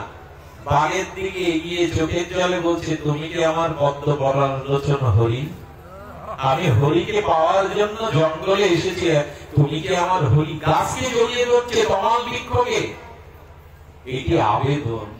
এই হলো ভগবত ভক্তি। যদি ব্যাকুল হয়ে তাকে খুঁজতে পারো, যদি সন্তানরা মায়ের মতো এই সংসারে ভগবানকে খুঁজতে পারো। ধ্রুব এমনি করে যাকে দেখে তাকে বলে, বৃক্ষকে জড়িয়ে ধরে জন্তু জানোয়ারকে বাঘ ক্ষতি করতে পারলো না। কেন জানেন? ধ্রুব যখন বেরিয়েছে সমস্ত দেবতা, মহাদেব, ব্রহ্মা ছত্র ছায়া দিয়ে আছে তোমাকে রক্ষা করব।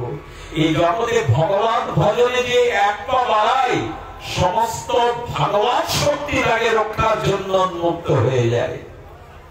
ধ্রুবের মা সুনীতি নারদকে বলছেন আমার ছেলেটা বেঁচে আছে নারদ, ক্ষুধায় তৃষ্ণায় 5 বছরের বালককে আমি জঙ্গলে পাঠিয়েছি, বেঁচে আছে আমার ছেলেটা।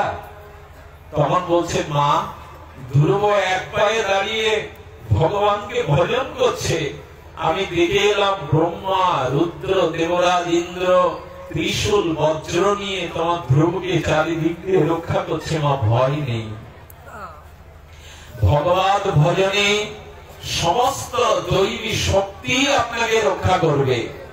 তো ধ্রুব যখন এমনি করে কঠোর তপস্যা করছেন, ভগবান ধ্রুবকে দর্শন দিলেন। ভগবান যখন ধ্রুবের সামনে চতুর্ভুজ বিলাসী মূর্তি নারায়ণ এলেন, ভগবান শ্রীমান নারায়ণ এলেন, তখন নারায়ণ এসে ডাকছে। আচ্ছা, এখানে একটা কথা একটু অবসরে বলে নেওয়া প্রয়োজন।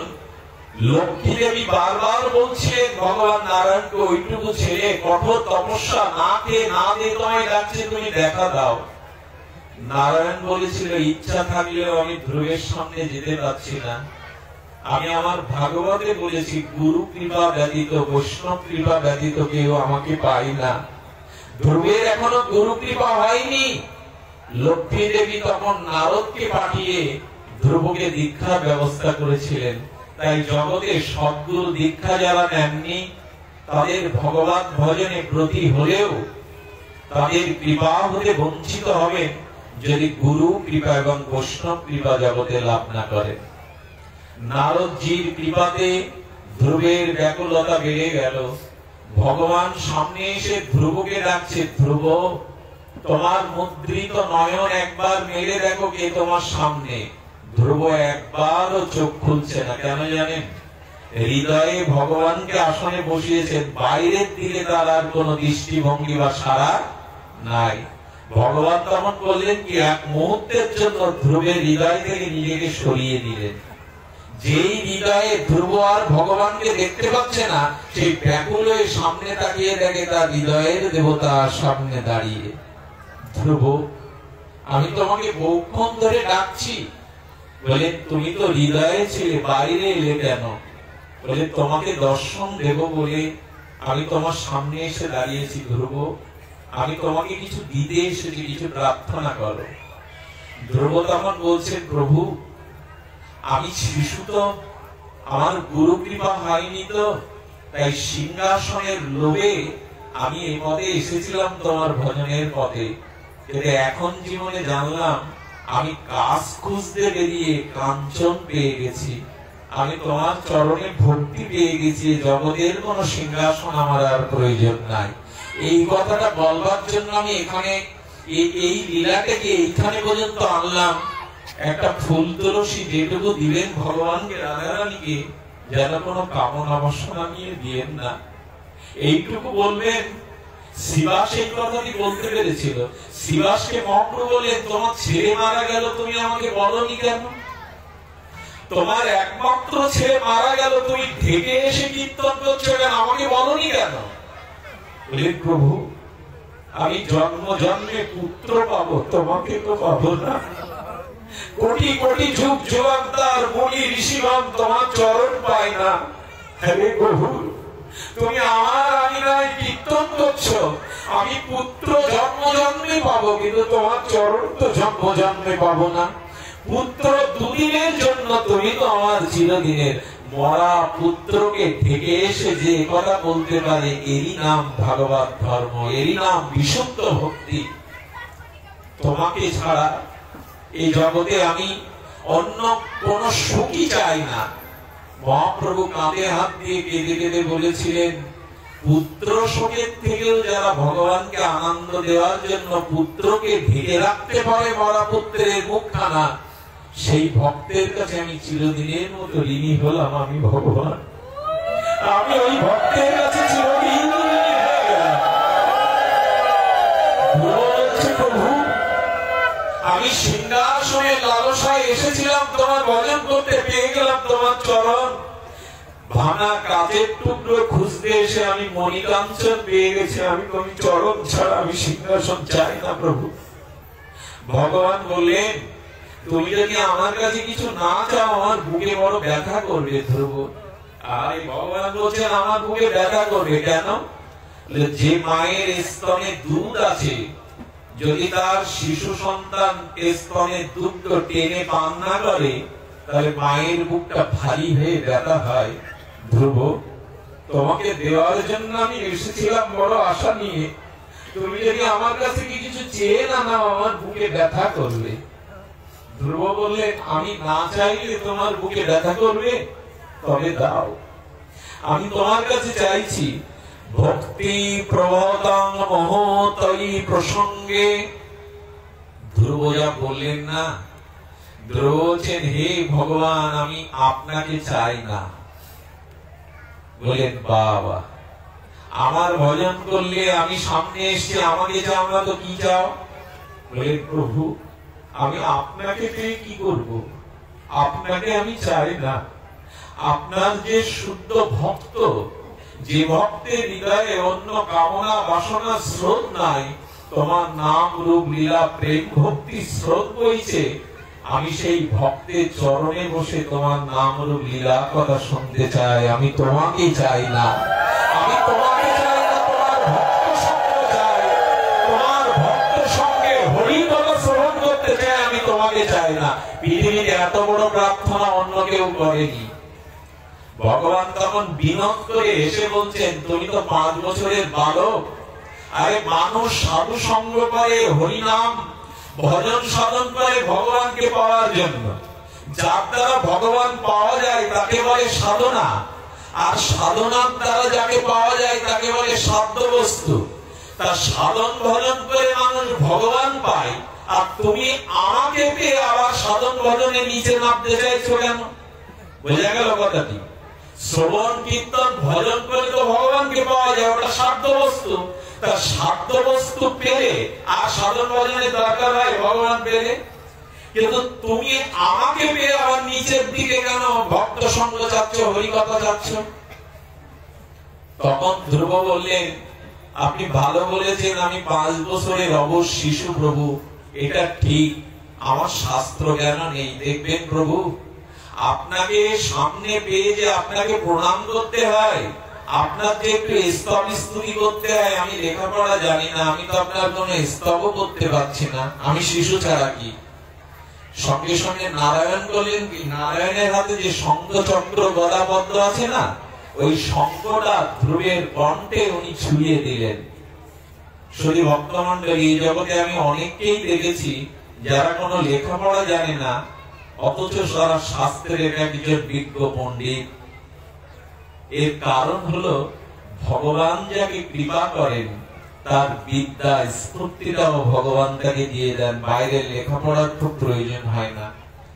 আমার মতো নরকের কীট, নর্দমার পোকামাকড়, আমার শিক্ষাগত যোগ্যতা জেনে অনেকে বিশ্বাস করেন আমি ক্লাস 6-এ উঠে প্রথম সাময়িক পরীক্ষা দিতে পারিনি বাবা মরার কারণে।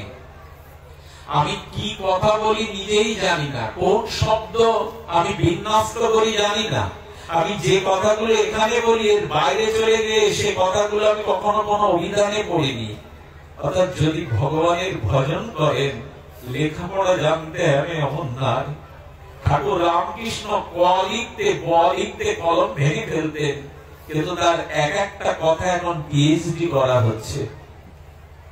এজন্য অনেকেই বলে, বাবা আমি তো ভাষা জানি না, আমি তো দেবনাগরী সংস্কৃতি উচ্চারণ করতে পারি না, স্তবস্তুতি জানি না। গোবিন্দ বললেন, ছোট্ট বাচ্চাটা যেমন বাবা বলতে পারে না, অর্ধেক অস্পুষ্ট বা, এই বা বললেই যেমন পিতা তাকে কোলে তুলে নেয়, মন্ত্র লাগে না, যদি হৃদয়ে ভক্তি থাকে তবে তোমার হৃদয়ের আকুতি আমি গ্রহণ করি। মন্ত্রতন্ত্র খুব বেশি লাগে না। এই জন্য ধ্রুব বলছে, প্রভু তোমাকে যে স্তব করবো সে বিদ্যাও তোমার নাই। সঙ্গ ছুঁয়ে দিলেন, দেওয়ার পরে উনি এই ভক্তি প্রবাহ দান্তহীন প্রসঙ্গ এই শ্লোকটি উচ্চারণ করলেন। বললেন, প্রভু ঠিকই বলেছ, একটা ছোট্ট বাচ্চার কাছে যদি 1 খণ্ড আখের ইক্ষুদণ্ড দেয়, আখ 1 খণ্ড আখ দিন একটা শিশুকে, ওর গালে দাঁত নেই, ও কি চর্বণ করে রস নিষ্কাশন করে আস্বাদন করতে পারবে? তেমনি ধ্রুব বলছে, প্রভু আমার শাস্ত্র জ্ঞান নাই, আমি তোমাকে পেয়ে কি করব? তুমি তো আখের দণ্ডের মতো, তোমাদের রস আছে জানি, প্রেম ভক্তি আছে জানি, কিন্তু আমি শিশু, আমি তো মাড়াই করে রস আস্বাদন করতে পারবো না, সে বিদ্যা বুদ্ধি নাই। তাই আমি বলছিলাম, কেউ যদি আখটা মাড়াই করে পেষণ করে রসটা তরল করে গালে তুলে দেয় শিশুর, তখন শিশু সেই রস পান করে আনন্দ পায়। তেমনি তুমি হলো আখের মতো, তোমাতে প্রেম আছে, রস আছে, কিন্তু নিষ্কাশন করার ক্ষমতা আমার নাই। তাই তোমাকে না চেয়ে তোমার ভক্তকে চাইছি। তোমার ভক্ত ভক্তির দ্বারা তোমার নাম রূপ রস, প্রেম ভক্তির রসকে ভজন সাধন দ্বারা নিগড়িয়ে তারা পান করাবে, তাদের চরণে গেলে তারা হরি কথা রস পান করাবে, তোমার লীলা কথা রস পান করাবে। এই জন্য আমি তোমাকে চাই না, তোমার ভক্ত সঙ্গ চাই। এই হলো ভাগবত ধর্ম। শুদ্ধ ভক্ত যারা বাবা, তাদের সঙ্গ যদি কখনো পান, বিশুদ্ধ ভক্তের আশ্রয় যদি যারা নিষ্কাম নিষ্কিঞ্চন ভাবে ভগবানের ভজন করছেন, এই ভক্তের কৃপা না পাওয়া পর্যন্ত চিত্ত নির্মল হবে না। কোন বাসনা নিয়ে তার কাছে যাবেন না, কোন কামনা নিয়ে গেলে মনটা বড় অশুদ্ধ হয়ে যায়। এই জন্য বারবার বলছেন, ভক্তি মুক্তি সিদ্ধিকামী সুবুদ্ধি যদি হয়, গাঢ় ভক্তি যোগে তবে কৃষ্ণরে ভজায়। এই ভক্তি মুক্তি এই বাসনা যদি থাকে, আর যদি সে শুদ্ধ কোনো ভক্তের আশ্রয় আসতে পারে তাহলে তখনই হবে তার বিশুদ্ধ ভক্তি।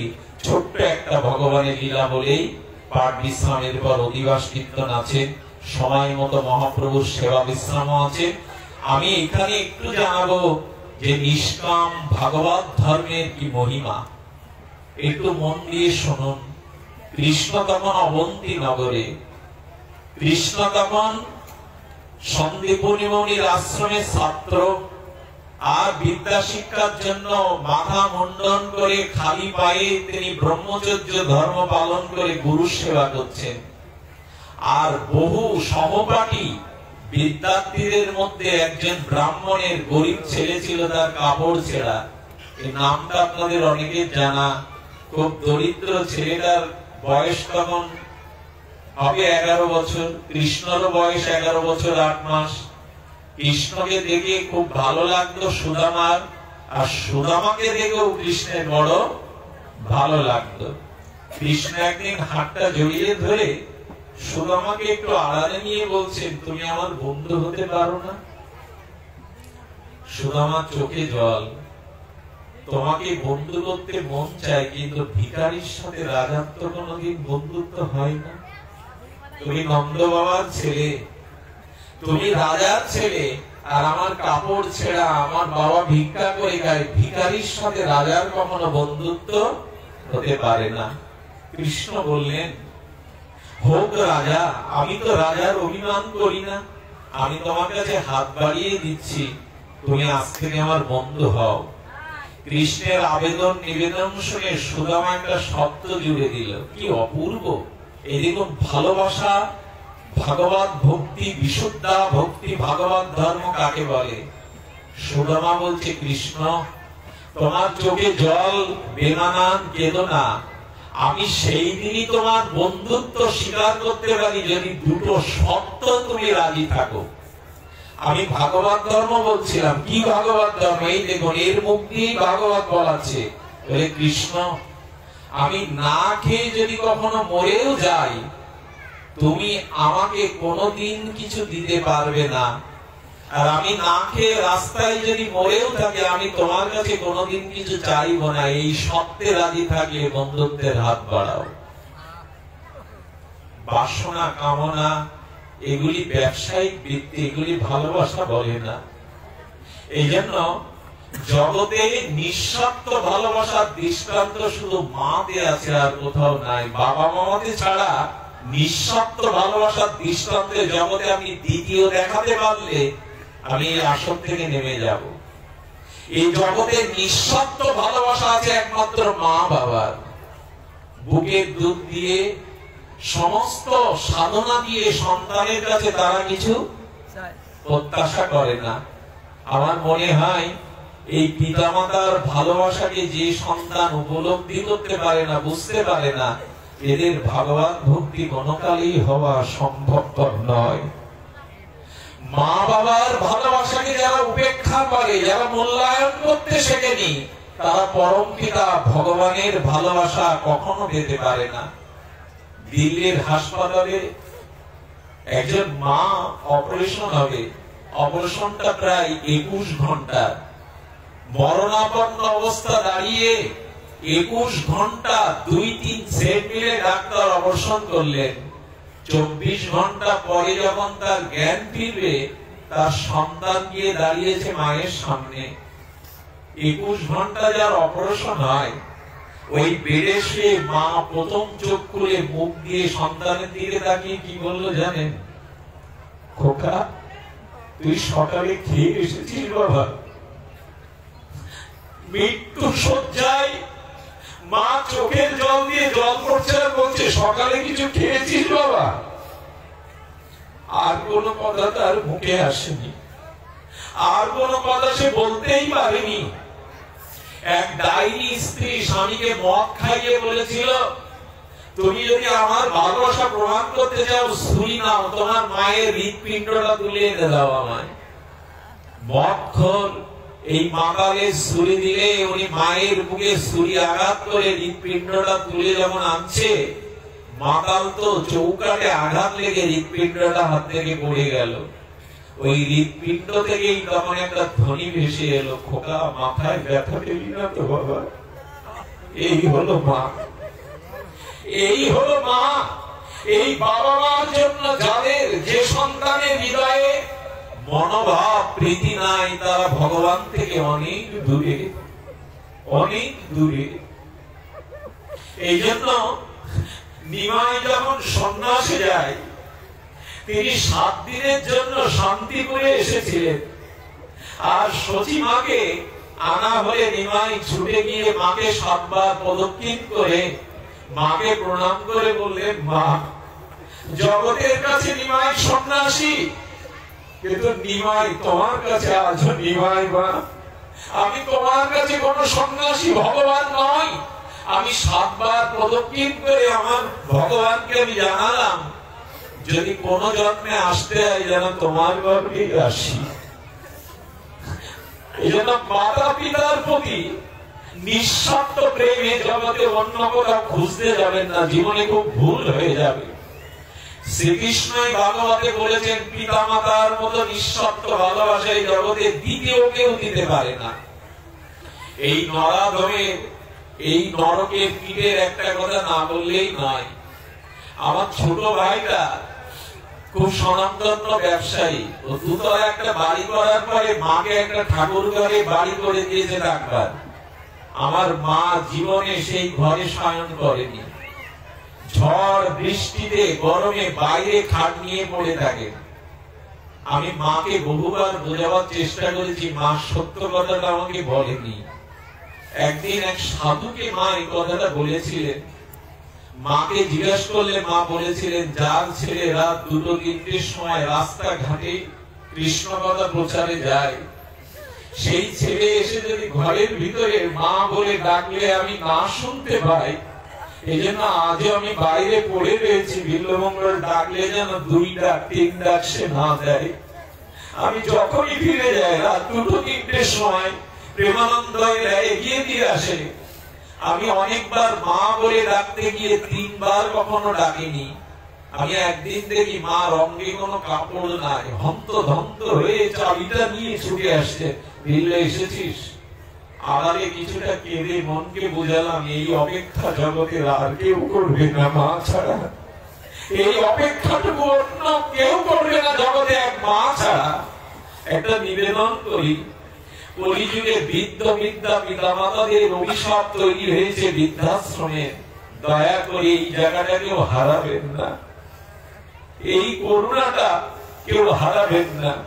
এই জগতে মা বাবার নিঃস্বার্থ প্রীতি ধর্ম যারা মূল্যায়ন করে না, তাদের ভগবান থেকে তারা অনেক দূরে, অনেক দূরে। এই জন্য সুদামা কৃষ্ণকে কথা বলেছিল, আমি জীবনে না খেয়ে মরে গেলে তোর কাছে কিছু চাইবো না, আর তুইও উপযাজক হয়ে আমাকে কিছু দিতে পারবি না। এই হলো ভাগবত ধর্ম, এই হলো ভগবানের বিশুদ্ধ ভক্তি। কোন দেনা পাওনা এখানে থাকলো বাবা? থাকলো না। জঙ্গলে কাঠ কাটতে গিয়ে সুদামা কিছুটা ছোলা ভাজা নিয়েছে, আর ঝড় বৃষ্টি এসেছে। ঝড় যে উঠেছে, কৃষ্ণকে সুদামা বলছে, বন্ধু তুই নিচে শুয়ে পড়তো। আর কৃষ্ণ মাটিতে যখন শটান হয়ে হস্তপদ বিস্তার করে শুয়েছে, সুদামা করেছে কি পা থেকে মাথা পর্যন্ত ঢেকে দিয়েছে। ও কৃষ্ণের উপরে শুয়ে ঢেকে দিয়েছে। কানাই বলছে, ঢেকে দিলি যে উপরে উঠে? বললেন, ঝড় বৃষ্টিতে ডালপালা ভেঙে পড়ে আমার বুকে পড়ে, যেন তোর বুকে না পড়ে। সুদামা মনে মনে বলছে, দিন যদি কখনো আসে এই সেবা তোকে ফিরিয়ে দেব। 2 দিন পরে জঙ্গলে কাঠ কাটতে গুরু সেবার জন্য আসতে গিয়ে সুদামার গায়ে পায়ে কাঁটা ফুটে গেল। কাঁটাটা গোবিন্দ তাড়াতাড়ি বলছেন, কানাই বলছে, সুদামা দে তো। পাটা তুলে উনি নখ দিয়ে কাঁটাটা বের করতে গিয়ে বললেন, না, নখ দিয়ে কেন বের করবো? কৃষ্ণ তখন বলেছি, মুখে এনে দাঁত দিয়ে চরণটা ছুঁয়ে দাঁত দিয়ে কাঁটাটা বের করছেন। সুদামা বলছে, করছো কি কৃষ্ণ? আরে কানাই এটা কি করছো? বললো, নখ দিয়ে কাঁটা উঠবে না, দাঁত না ফোটালে উঠবে না। চরণটা চুম্বন করে দিলেন কৃষ্ণ। এই সুদামা আর কৃষ্ণ ছাড়াছাড়ি হয়ে গেল, গুরু আশ্রম থেকে বিদায় নিল। এ কথা বলতে গেলে বুকে খুব ব্যথা আসে। কেন? কবে আমরা এটি শিখব? সুদামা বিবাহ করলো, 4টি সন্তান, ভয়ে ঘরে খাওয়া জোটে না, 5 বাড়ি ভিক্ষা করে যা পায় কোনদিন পেরে খায়, না পেরে কৃষ্ণকে সাধুবাদ দিয়ে ঘুমিয়ে থাকে। রাত দিন হরিনাম করে। ওনার স্ত্রী বাইরে বেরোন না, জল আনতে যান অন্ধকারে, সন্ধ্যা নেমে গেলে, কারণ ঘোমটাটা ছেঁড়া, শাড়ির আঁচলটা 2-5 জায়গায় ছেঁড়া, সুদামার কাপড়ও ছেঁড়া। এদিকে কৃষ্ণ তখন মথুরার অধীশ্বর রাজা। সুদামা কৃষ্ণ নাম করতে করতে প্রথম বাড়িতে গেল, 5 বাড়ি ভিক্ষা করত। প্রথম বাড়িতে গেলে ফিরিয়ে দিল, দ্বিতীয় বাড়ি ফিরিয়ে দিল, তৃতীয় বাড়ি যাবে যখন ফিরিয়ে দেবে, কৃষ্ণের চোখে জল। রুক্মিণী পাশ থেকে বলছে, প্রভু, কোন ভক্ত কষ্ট পেলে তোমার চোখে আগে জল আসে, তোমার কোন ভক্ত কষ্ট পাচ্ছে আমাকে বলবে? সঙ্গে সঙ্গে কৃষ্ণ রুক্মিণীকে বলছে, তুমি আমাকে স্পর্শ করে দেখো, আমার এক বন্ধুর দশা দেখো। রুক্মিণী যেই কৃষ্ণকে ছুঁয়েছে, দূরদর্শনের পর্দার মতো ওই মথুরা থেকে দেখছে 3 বাড়িতে ভিক্ষা নিয়ে কেউ দেয়নি, সুদামা একা দুয়ার থেকে ফিরে আসছে। রুক্মিণী বলছে, ওনা তোমার বন্ধু, ওনা তোমার সুদামা বন্ধু, তুমি বন্ধুকে ভিখারি করে রেখেছো? রুক্মিণী দেবীর হাতটা জড়িয়ে ধরে বললেন, সত্য ছিল, জীবনে কখনো আমি ওকে কিছু দিতে পারবো না, ও আমার কাছে কিছু চাইবে না। রুক্মিণী বললেন, তোমার এই ভক্তের দশা আমি দেখতে পাচ্ছি না, আমি ওকে কিছু দিতে চাই। বললো, সেটা তোমার বিষয়, তবে আজকে ওকে কিছু দিতে যেও না, ওর প্রারব্ধে আজকে কোনো অন্য যোগ নাই। ভগবানকে ভালোবাসবেন কি ধনী হওয়ার জন্য, ক্ষমতা পাওয়ার জন্য? এই দেখুন তার দৃষ্টান্ত। 5 বাড়ি যখন যাবে, শেষের বাড়ি, তখন রুক্মিণী দেবী ওই বাড়িওয়ালার মনে কিছুটা কৃপা সঞ্চার করে দিলেন অলক্ষে। ও বলতে যাবে হবে না, কিন্তু বলে বসেছে, দাঁড়াও একটু পরমান্ন আছে। পরমান্নটা একটা পাতায় করে সুদামার হাতে দিল। যে বাড়িগুলো দেয়নি তাদের আশীর্বাদ করলো বেশি, আর যে বাড়ি দিয়েছে তাকে আশীর্বাদ করলো একটু কম। কত নিরপেক্ষ ভক্তের চরিত্র। সুদামা যখন কৃষ্ণের গুণকীর্তন করতে করতে আসছে, তখন রাজার সেনারা ঘোড়ায় যাচ্ছিল ওই পথে, ঘোড়ার সাওয়ারে। ঘোড়ার আঘাতে সুদামা পড়ে গিয়ে পরমান্নটা একটা কুকুর এসে খাচ্ছে। সুদামা তখন মথুরার দিকে তাকিয়ে বলছে, বন্ধু, তোর কৃপার শেষ নেই। আমার প্রারব্ধে, আমার সন্তানাদির প্রারব্ধে আজ কোনো অন্নযোগ নাই, কিন্তু তোকে ধন্যবাদ দিচ্ছি যে আমার দ্বারা এই সারমেয় ভক্তটার আজকে তুই অতিথি সৎকার করলি, এই কুকুরটারই ওটা প্রাপ্ত। আমার ভাগ্য তুই বয়ে এনে ওকে সেবার সুযোগ আমায় দিলি। যার বাড়িতে 4টে সন্তান না খেয়ে আছে, নিজেও খায়নি, তার একমাত্র একটু পরমান্ন পোষণটা কুকুর পাচ্ছে বিদায় বলছে ওটা ওই প্রাপ্ত। কৃষ্ণ তোকে সাধুবাদ, আমার দ্বারা আজ এক জীবের সেবা করালে তুমি। এই কথা বলা যায় বাবা? কখন বলা যায়? বলে নিঃস্বার্থ নিষ্কাম ভালোবাসা যদি কারো থাকে। সুদামার এই দুর্দশা থেকে স্ত্রী বলছে, এনেছো কিছু? ছেলেগুলিকে বাবা কিছু আনবে বলে আমি ঘুম পাড়িয়ে রেখেছি, এখনই উঠেই তো কিছু চাইবে। বলে কৃষ্ণকে সাধুবাদ দিয়ে ওদের খালি জল খাওয়াও, আজ আমি কিছু আনতে পারিনি। সুদামাকে তার স্ত্রী বলছে, আমাদের কথা ভেবো না, সন্তানদের জন্য তুমি তোমার বন্ধুকে কিছু বলতে পারো না? বলেন, আমার বন্ধুকে বলবো কি? ও জগতের সবাইকে, সব অবস্থাকে দেখতে পাই, যে দেখতে পাই তাকে কিছু বলতে হয়? উত্তরটা দেখুন। বলেন, কৃষ্ণ সবকিছুই দেখে, যে দেখে তাকে বলতে হয়। আর এই মন্ত্রণা আমাকে দিও না, আমি আমার বন্ধুর কাছে ইহকালে পরকালে কিছুই চাই না তার চরণ ছাড়া। এই হলো ভাগবত ভক্তি। একদিন তার স্ত্রী বলছে, আচ্ছা তুমি কিছু না চাও, আমিও তোমার কাছে জ্বালাতন করব না, আমি সন্তান নিয়ে না খেয়ে মরবো, কিন্তু তোমার কারো কাছে হাত পাততে দেব না।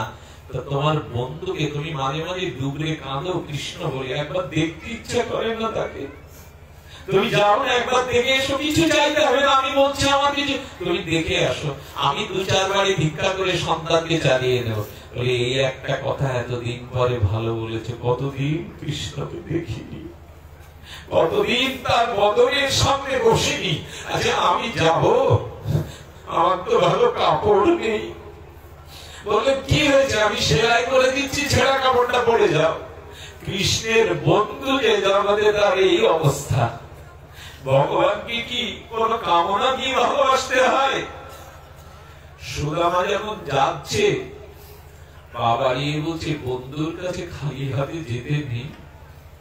আচ্ছা 2 মুঠো চিড়ে ভিক্ষা করে আনতে বলো ব্রাহ্মণ পাড়ের থেকে। 3 মুঠো চিড়ে ভিক্ষা করে ব্রাহ্মণী ওনার আঁচলে বেঁধে দিয়েছিল। চিড়েটা নিয়ে যখন যাচ্ছে, কাঠ ফাটা রৌদ্রে বৃক্ষের তলে বসে চিড়েটা দেখে বলছেন, কৃষ্ণ শুকনো চিড়ে কি তোকে দেওয়া যায়? এই বলতে বলতে চোখের জলগুলোতে চিড়েগুলো ভিজে গেছে। ওটা ভিজে চিড়িটা বুকের মধ্যে নিয়ে সুদামা কিছুই পেল না। ঠিক সেই মুহূর্তে 56 ব্যঞ্জন রন্ধন করে কৃষ্ণ প্রেয়সী বৃন্দা রুক্মিণী সত্যভামা 56 ভোগ রাজভোগ কৃষ্ণের সামনে দিয়েছে। কৃষ্ণ দেখছে আমার বন্ধু আমার কাছে আসছে, গাছতলায় বসে সে কিছু পায়নি। কৃষ্ণ সাথে সাথে সরিয়ে দিয়ে বলছে, রুক্মিণী এগুলো নিয়ে যাও, আমার মুখে আজ কিছু যাবে না। আমি ভাগবতে এগুলো জেনেছি, শুদ্ধ ভক্ত সেবা না নিলে ভগবানও সেবা নেন না। এই জন্য বলেছে যে আমার সেবা করে সে বড় না, যে আমার ভক্তের সেবা করে সেই বড়। আমাকে সেবা করলে সে পায় না, কিন্তু আমার ভক্ত সেবা যে করে সেই আমায় পায়। কৃষ্ণ সেবার থেকে বৈষ্ণব সেবা বড়। কৃষ্ণ কিছু পেলেন না। সুদামা যখন এলো মথুরায় এসে, রাজ দরবারে এসে পাহারাদারকে বলছেন, আমার বন্ধু কানাই ভেতরে আছে, রাজ কানাই। ভিখারির বেশ দেখে পাহারাদারা বলছে, বেরিয়ে যাও। ভিখারি কোথাকার, কানাল কোথাকার, নাম নিচ্ছ কেন ভগবানের? নাম নিচ্ছ কেন দ্বারকাধীশের? বলে আমার কথাটা একবার তাকে বলবে, আমি বহু দূর এতে এসেছি, শুধু আমার কথা তাকে বলবে। বলে হ্যাঁ বলবো তোমার কথা। গলা ধাক্কা দিয়ে যে ফেলে দিয়েছে, কৃষ্ণর বুকে এসে সে আঘাতটা লেগে গেছে ভেতরে। তবে কি সুদামা এলো, তাকে চিনতে না পেরে কেউ আঘাত করলো। কৃষ্ণ সিংহাসন থেকে উঠে রুদ্ধশ্বাসে দৌড়াচ্ছে। রুক্মিণী সত্যভামা রাজ কর্মচারী মন্ত্রীরা দেখছে শ্রীকৃষ্ণ কোনদিনের জন্য এত ব্যাকুল হয়নি, এত বিচলিত হয়নি। উনি ধীর পায়ে হাঁটতেন, উনি ধীর গতিতে চলতেন। আজ এমন কি হলো, কৃষ্ণ দৌড়াচ্ছে কেন? সুদামা সুদামা বলে কে? সবাই রাজ কর্মচারী মন্ত্রীরা যে যেখানে দাঁড়িয়ে ছিল কৃষ্ণকে দেখছে। দৌড়াতে দৌড়াতে ধুলায় ধূসরিত সুদামাকে বুকে নিয়ে কৃষ্ণ জড়িয়ে ধরে কাঁদছে। সবাই দেখছে কে এই কাঙালি, কে এই ভিখারি? কৃষ্ণ এত বড় বিচলিত কোনদিন হয়নি। সুদামারে, আমি ওদের জন্য তোর চরণে ক্ষমা চাইছি, চল। কৃষ্ণ তাকে নিয়ে প্রথমে সিংহাসনে বসালেন, আর পঞ্চামৃত দিয়ে সুদামার চরণ দুখানা কৃষ্ণ ধুয়ে দিচ্ছে। রুক্মিণী সত্যভামাকে দেখে বলছেন, রুক্মিণী সুদামা যতক্ষণ থাকবে তোমাদের মুখ থেকে যেন হাসি না ফোরায়। সুদামা আমার প্রাণ, তোমরা এই চরণ জল পান করো। স্বয়ং কৃষ্ণ অখণ্ড পরতত্ত্ব সুদামার চরণ জল পান করে রুক্মিণী সত্যভামাকে পান করতে বলেছিলেন। কৃষ্ণ নিজে আজ পাখা দিয়ে টেনে টেনে সুদামাকে বাতাস করছে। সুদামা বলছে, কানাই এত সুখ আমাকে দিস না, আমি পথের কাঙাল। বলে না, আজ কোনো কথা বলবি না, এইটুকু তো করতে দে। আর দুজনে বসে কি বলছে, আচ্ছা তুই বিবাহ করেছিস তো তোর স্ত্রী কেমন আছে, আমাদের বৌদি কেমন আছে, তোর বাচ্চা কাচ্চা কয়জন, বন্ধুরা এলে যা হয়। আচ্ছা সুদামা, বিয়ে করলি, আমাকে একবারও নিমন্ত্রণ পাঠালি না, তোর অপরাধ হয়েছে কিনা, ভুল হয়েছে কিনা বল। সুদামা বিনোদ করে তখন বলছেন, আমার ভুল হয়েছে একবার, তোর ভুল হয়েছে 16,108 বার। তুই নাকি 16,108 জনকে গ্রহণ করেছিস, তুই তো একবার আমাকে নিমন্ত্রণ করিসনি। দুই বন্ধুর কথাতে এমনই হয়। কৃষ্ণ, আমার যদি একবার ভুল হয়, তোর তো 16,108 বার ভুল হলো, বিয়ে করলি আমাকে একবারে জানালি না। কৃষ্ণ কথা বলতে বলতে হঠাৎ বলেছে, খুব ক্ষুধা লেগেছে, আমার জন্য কিছু আনিসনি? এতক্ষণ যে কথা বিনোদ চলছিল, এবার লজ্জায় পড়ে গেছে। একে তো ভিক্ষা করার স্বপ্ন চিড়ে, তার উপরে চোখের নোনা জল ওর মধ্যে পড়েছে। ও তখন লুকিয়ে বলছেন, আমি তোর জন্য কিছু আনতে ভুলে গেছি। কৃষ্ণ বললেন, একই সাথে লেখাপড়া করেছি, তুই আমার হৃদয়ের বন্ধু, তোর স্বভাব আমি জানি। তুই লোকাবার চেষ্টা করছিস, যে সুদামা ওটা লোকাস না, আমার লক্ষ্য ওই দিকে। শুদ্ধ ভক্তি কি জিনিস? সুদামার আঁচলটা কেড়ে নিয়ে গোবিন্দ প্রথম মুঠিটা যখন গালে দিয়েছে, তখন শ্রীকৃষ্ণের সমস্ত অঙ্গ প্রত্যঙ্গ বিকশিত হয়ে প্রেম ও আপ্তিতে নয়নে জল ঝরতে শুরু করেছে। যখন আর এক মুষ্টি গালে দিতে হবে, রুক্মিণী এসে হাত জড়ে ধরিয়ে বলছেন, আগে একটা প্রশ্নের উত্তর দাও, তারপরে এই মুঠোটা গালে দিও।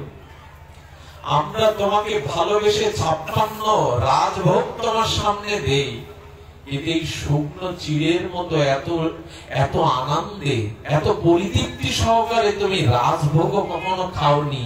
এই চিড়েটা তুমি খাচ্ছ, তুমি জবাব দাও, তাহলে আমরা কি তোমার সেবা বুঝি না? আমাদের সেব্য দ্রব্য কি তোমার এতটা আনন্দ দিতে পারে না, তৃপ্তি দিতে পারে না? কৃষ্ণ তখন বলছে, রুক্মিণী, এর মধ্যে কি স্বাদ আছে এটা আমি ভাষায় বোঝাতে পারবো না, তুমি পেয়ে দেখো। আমি যদি আর এক মুঠি পেতাম, আমি লয় হয়ে যেতাম, এত প্রসন্ন হতাম, এই অনন্ত বিশ্বব্রহ্মাণ্ডের কুলমালিক সুদামাই হয়ে যেত। এই জন্য এই মুঠিটা আমাকে না পেতে দিয়ে ভালোবেসেছে, ভালো করে যে তোমরা পাও। রুক্মিণী পাওয়ার সাথে সাথে প্রেমাশ্রয় এলো, প্রভু এর মধ্যে যা আছে এমন স্বাদ আমি জীবনে কেউ ভাই পাইনি। কৃষ্ণ তখন বলছেন, সুদামারে একবার বল না, এর মধ্যে কি আছে? এত আস্বাদন তো আমি কখনো পাইনি। দুর্যোধনের রাজভোগ ত্যাগ করে কৃষ্ণ বিদুরের বাড়ি কলার খোসা পর্যন্ত খেয়েছিলেন। তাই আমার ভগবানকে যদি ভক্তিতে কিছু দিতে পারেন, উনি রাজভোগ ত্যাগ করে, কপটতা ত্যাগ করে কলার খোসা খেতে ভগবানের আরো প্রিয় হত। বিদুর এসেছে, বিদুরে স্নান করছিল, আর বিদুরের স্ত্রীও স্নান করছিল। স্ত্রী এসে আবেশে কলা ফেলে দিয়ে খোসা খাওয়াচ্ছে, আর বিদুর এসে বলছে, বাবা আমি দাসী পুত্র, তবু দুর্যোধনের রাজ সিংহাসন রাজভোগ ত্যাগ করে আমার কাঙালের গিয়ে কলা খেতে এসে তুমি কলা ফেলে দিয়ে খোসা খাওয়াচ্ছ। বিদুরের স্ত্রী বিদুরের দিকে তাকিয়ে বলছেন, আমি না হয় কৃষ্ণকে পেয়ে কলা ফেলে দিয়ে খোসা খাওয়াচ্ছি, তুমি তো কৃষ্ণকে পেয়ে তোমার বসন করতেও ভুলে গেছো, বসনের কথাটা মনে নেই বিদুরে। একে বলে ভক্তি, একে বলে আকুতি। সুদামা তখন বলছেন, আমি কিছু চোখের নোনা জল ওর মধ্যে মিশিয়েছিলাম। কৃষ্ণ তখন বলল, সুদামারে আসতে কলিযুগে আমি গৌর হয়ে যাব, সেই আসতে কলিযুগে আমি আজ কথা দিলাম, তোর এই শুকনো চিড়ে মাটির মালসাই করে কেউ যদি এক ফোঁটা চোখের জল দিয়ে আমাকে দেয়, কলিযুগে সেটা আমার প্রসাদ না, মহাপ্রসাদ হবে। আমি কথা দিলাম। মহাপ্রভু যে ভোগ হয়ে গেল, তাই না? ওটা মাটির মালসাই দিতে হবে, কারণ ভগবানকে মালসাই কিছু দিতে হয়। মহাপ্রভু বললেন, শুদ্ধ ভক্তিতে সোনার পাত্র, রূপার পাত্র, কাঁসার পাত্র লাগবে না, 2 টাকা দিয়ে একটা মাটির মালসাই চিড়ে দেবে, তবে সুদামার মতো 2 ফোঁটা জল মিশিয়ে দিও, তা না হলে ওটা আমার গ্রহণীয় হবে না। এই জন্য মালসা প্রসাদটা দেখবেন সবাই হাতে করে নিয়ে বলে এটাই মহাপ্রসাদ। মাটির মালসাই কেউ গ্রহণ করে? আপনি করবেন? ভিখারিরা সিনক নিয়ে ঘরে মালসা নিয়ে। মহাপ্রভু বললেন, ভক্ত যদি চোখের জলে কিছু দেয়, মাটির পাত্রটাই আমি মনে করি এটাই আমার ভক্তির পাত্র। কারণ ভক্তের ভক্তির দ্রব্য যে পাত্রই মিশে যায় সেটাও ভক্তি হয়ে যায়। সুদামাকে বলছেন, সুদামা আমি কখনো এটা পাইনি। সুদামা একটা বারের জন্য তার অভাবের কথা কৃষ্ণকে বলেনি। আমার বিশ্রাম কথা বলে এই পরের দিন সুদামাকে কৃষ্ণ বিদায় জানাচ্ছে। এই দৃশ্য বড় মর্মস্পর্শী দৃশ্য। এই দৃশ্য বলবার ভাষা আমার নাই। কৃষ্ণ পেছনে আসেন, সুদামাকে এগিয়ে দিচ্ছে। সুদামা বারবার বলছে, কৃষ্ণ আমার পাশে আর আসিস না, ফিরে যা, অনেকটা পথ এসেছি। কৃষ্ণ তখন কাঁদছে আর বলছে, যত দূর চোখ যায় বাধা দিস না, তোর পাশে যেতে দে। সুদামাকে এমনি করে বহুদূর বিদায় দিয়ে ফেল ফেল নয়নে কৃষ্ণ কাঁদছে আর দেখছে। কৃষ্ণের মন্ত্রী বৃহস্পতির শিষ্য উদ্ধব এসে দাঁড়িয়ে কৃষ্ণের ভুল ধরল। আচ্ছা, কৃষ্ণের পরামর্শদাতা বৃহস্পতির শিষ্য উদ্ধব বলছেন, তোমার এটা ভুল হয়ে গেল না? তোমার বন্ধু খালি পায়ে এসেছিল, আর এই রৌদ্র মাটিতে বালিতে তোমার বন্ধু হেঁটে হেঁটে যাচ্ছে। তোমাকে এতগুলো রথ, একটা রথে করে তাকে পাঠাতে উচিত ছিল না? এ কথা কৃষ্ণকে বলতে পারে উদ্ধব, উনি বৃহস্পতির শিষ্য মন্ত্রী, কৃষ্ণ অভিন্ন হৃদয়। কৃষ্ণ উদ্ধবকে বলছেন, উদ্ধব এই চিন্তাটা সকালে আমার মাথায় এসেছিল, আমার বন্ধুকে আমি সোনার রথে করে পৌঁছে দেব, খালি পায়ে সে এসেছে, এটা আমি দেইনি। কেন জানো? আমি যে দ্বারকায় আছি, এই দ্বারকা তৃপ্ত হয়নি এতদিন, কারণ ভক্তের পাদ ধুলো না পড়লে সে স্থান কখনো তৃপ্ত হয় না। আমি যদি ওদের রথে তুলতাম, তাহলে ওর পায়ের ধুলোটা এই দ্বারকায় পড়তো না। ভক্তের পাদ ধুলো যেখানে না পড়ে সেখানে তৃপ্ত হয় না, সে মাটি পবিত্র হয় না। আর একটা কারণে আমি ওকে খালি পায়ে বিদায় দিয়েছি। কেন জানো? রথে যদি উঠতো তাহলে আমি ওর যাত্রা পথকে দেখতে পেতাম না নয়ন দিয়ে। রথ দ্রুতই আমার চোখের নয়নের সামনে থেকে আমার বন্ধুকে নিয়ে যেত। তাই রথে দেই এই কারণে যত দূর চোখ যায় ততদিন যখন আমি সোনাকে দেখতে পাই, এমন নিশ্চিত ভক্তকে দেখতে পাই। উদ্ধব বলে, তুমি ওর পেছনে দৌড়াচ্ছিলে কেন? বলো, ওর পায়ের ধুলোটা যাতে আমার গায়ে এসে উড়ে পড়ে। কি কথা বলছো কৃষ্ণ? সুদামার পায়ের ধুলো, ভক্তের পাদ ধুলো তুমি স্বয়ং ভগবান তোমার গায়ে পড়বে বলে দৌড়াচ্ছ? কৃষ্ণ বললেন, ওটা যে আমার বড় দরকার। ভক্তের পাদ ধুলোটা আমার বড় দরকার। ভগবান সিদ্ধান্ত দিলেন, উদ্ধব, সুদামা ছেঁড়া কাপড় পরে তার 4 পুত্র নিয়ে না খেয়ে থাকে, তবে একটা বারের জন্য তার অভাব অনটনের কথা আমাকে খুলে বলেনি। আমাকে একটা বারের মতো বুঝতে দেয়নি তার অভাব। কাকে বলে ভক্তি, কাকে বলে কপটতা শূন্য ভগবত ভক্তি? একেই বলে। শোনো, যে ভক্ত আমার চরণে ভক্তির সহিত ফুল তুলসী দেয়, আমি কৃষ্ণ তাকে বৈকুণ্ঠ মুক্তি, এই জগতের সমস্ত ভক্তি মুক্তি তাকে দিতে গেলে তারা বলে, কৃষ্ণ জন্ম জন্মান্তরের কাঙাল হব, ভিখারি হব, তোমাকে ভালোবাসবো, বিনিময় তোমার কাছে যেন কিছু না চাই। তো যে ভক্তকে আমি দিতে পারি না তার কাছে আমি ঋণী হয়ে যাই। আচ্ছা, একদিন রামের দিকে হনুমান তাকাচ্ছে বারবার, কিন্তু রাম ভগবান হনুমানের দিকে তাকাতে গিয়ে তাকাতে পারছেন না।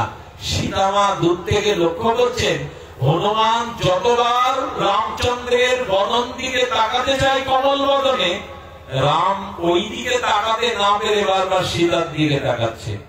সারাদিন চলল এই দৃশ্য। রাতে সেবা অবসরে মা জানকী রামকে জিজ্ঞাসা করছে, প্রভু হনুমান আপনার কি হয়? খুব মর্মস্পর্শী কথা। রাম ভগবান বলছেন হনুমান আমার পুত্র, হনুমান আমার পুত্র সীতা, কারণ আজ হনুমান ছাড়া আমি তোমাকে ফেরত পেতাম না, হনুমান ছাড়া এই অযোধ্যার সিংহাসনে আমি বসতে পারতাম না।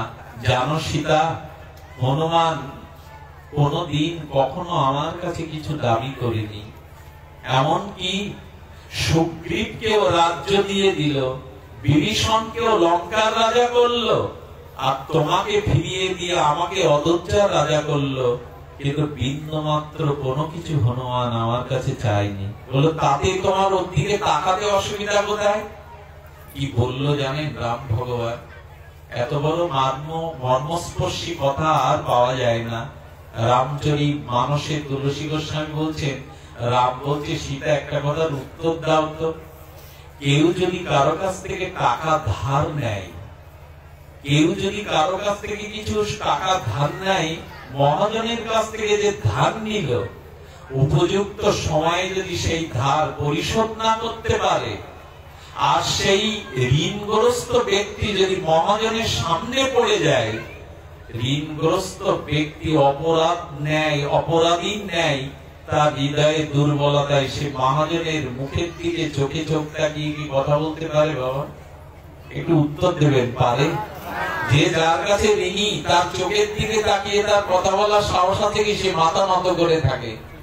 রাম সীতাকে বলছেন নিজের পুত্রের দিকে পিতা তাকাবে না কেন? এটা আমি পারিনি সীতা, কারণ হনুমান কোন কালের জন্য কোন দিনের জন্য আমার কাছে কিছু চাইনি, তাই আমি হনুমানের কাছে ঋণী। যে ঋণগ্রস্ত ব্যক্তি সে মহাজনের চোখে চোখ রেখে কথা বলতে পারে না।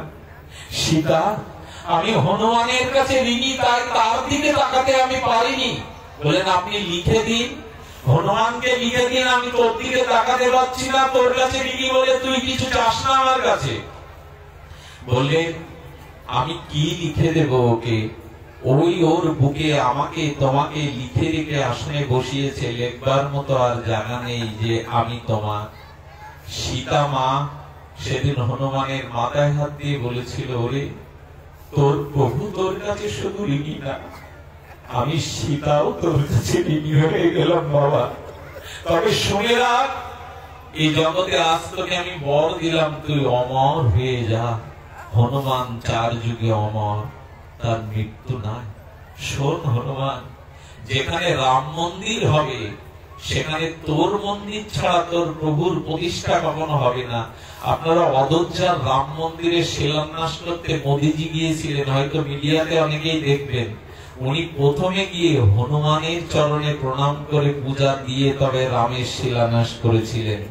কারণ ভগবান বলেছেন আমার ভক্তকে পূজা না করে যে আমার পূজা করতে আসে তার পূজা বৃথা। কৃষ্ণ বললেন আমার ভক্তের কাছে আমি ঋণী, তাই সেই ঋণ পরিশোধের জন্য আমি ভক্তকে কিছু দিতে পারিনি, তাই তার পায়ের ধুলোটা গায়ে মাখলে মনে হয় আমি কিছুটা ঋণ মুক্ত হলাম। আহা, এই হলো ভাগবত ভক্তি। আপনাদের কাছে একটা নিবেদন করি, এই ভক্তি যদি কারো সাধুগুরু বৈষ্ণবের সৎসঙ্গের কৃপায়, নিষ্কিঞ্চন ভক্তের কৃপায় উদয় হয়, তবে আমি আপনাকে একটা রেষ্টি করা কথা লিখে দিতে পারি। যদি নিঃস্বার্থভাবে ভগবানকে একটু ভক্তির দ্বারা ভজন করতে পারেন, তবে এই কথাটি আমি লিখে দিয়ে যাই, আপনার মৃত্যু হবে শোকের না, পরম উৎসবের, পরম আনন্দের। আপনার মৃত্যু কখনো দুঃখের হবে না, কতরের হবে না, হবে উৎসবের, হবে আনন্দের। হরিদাস ঠাকুর মহাপ্রভুর চরণ বুকে নিয়ে মুখে শ্রীকৃষ্ণ চৈতন্য বলতে বলতে তিনি দেহত্যাগ করলে কবিরাজ কৃষ্ণ গোস্বামী লিখেছিলেন, হরিদাসের বিজয় উৎসব যে কইল দর্শন। যার ভক্তি আছে মৃত্যুর সময় সে হৃদয় কমলে ভগবানের চরণ চিন্তা করতে করতে মহাপ্রভু নাম নিতে নিতে যারা চলে যায়, এদের মৃত্যুটা নিরানন্দের নয়। আমাদের সনাতন ধর্মে লক্ষ্য করেছেন, আচ্ছা মানুষ মরে গেলে খোল পাত্তাল বাজায় কখন? মানুষ আনন্দেই তো বাজনা বাজায়। মানুষ দেখবেন শ্রাদ্ধের দিনে মিষ্টি খাওয়ানো হয়, কত কি ভোজের আয়োজন করা হয়, আজকাল আমাদের হিন্দু ধর্মে এই বিদেশি সভ্যতা ঢুকে পড়ে কি বলে 2 মিনিট নীরব থেকে নীরবতা পালন করুন। এটা সনাতন ধর্মের রীতি নয়। যদি ভগবত ভজন করে মরতে পারো, তবে রবীন্দ্রনাথের কণ্ঠে ধ্বনিত হয়েছে মরণ তুহু মম শ্যাম সমানা। আমি যদি ভক্তি লাভ করে মরতে পারি, তবে মৃত্যু আমার কাছে শ্যাম সুন্দরের মতো। আমি মৃত্যুকে অতিথি মনে করে বরণ করে নেব যদি হৃদয়ে ভগবানের ভক্তি থাকে। হৃদয়ে যদি ভক্তি থাকে, তবে আপনার মৃত্যুটা হবে বিজয় উৎসবের মতো, পরম আনন্দের মতো। আমি এই কাশিমনগর সার্বজনীন কমিটিকে এখানে পেলে তাদের চরণ ধুয়ে প্রণাম করতাম। তাদের আকুতি দেখুন। এই জায়গাটা একদিনের জন্য যে আনন্দের বাতাবরণ করেছে তারা, আমি তাদের প্রণাম করছি প্রশংসার জন্য না। আর আমি আপনাদের চরণে এইখান থেকে স্ব চরণে ধুলিতে স্নান হয়ে প্রণাম করছি।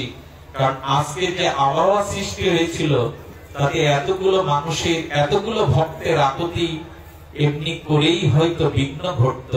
এটা আপনাদের ব্যাকুলতা, আপনাদের হরিকথা শ্রবণের আকাঙ্ক্ষায় মহাপ্রভুর অপার দান এখানে নেমে এসেছে। এই পরিস্থিতি থেকে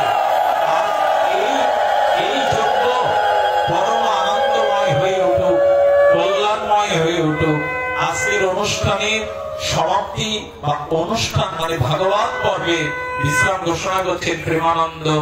সে 1 মিনিটেই আজকের অনুষ্ঠানে বিশ্রাম ঘোষণা করছেন। সকল ভক্ত চরণে দণ্ডবত প্রণতি জানিয়ে আজকের মতো শুদ্ধ ভাগবত ধর্মের কথা এখানে বিশ্রাম। শ্রী গুরু কেউ উঠবেন না, 2 মিনিট একটু ভিক্ষা দিন। এবং একটা অনুরোধ, কমিটি অত্যন্ত প্রীতি ভক্তি সহকারে আপনাদের কিঞ্চিত প্রসাদের আয়োজন করেছেন। কৃপা করে, করুণা করে প্রসাদ না নিয়ে কেউ গৃহে ফিরবেন না। জয় রাধে, জয় গৌর সুন্দর।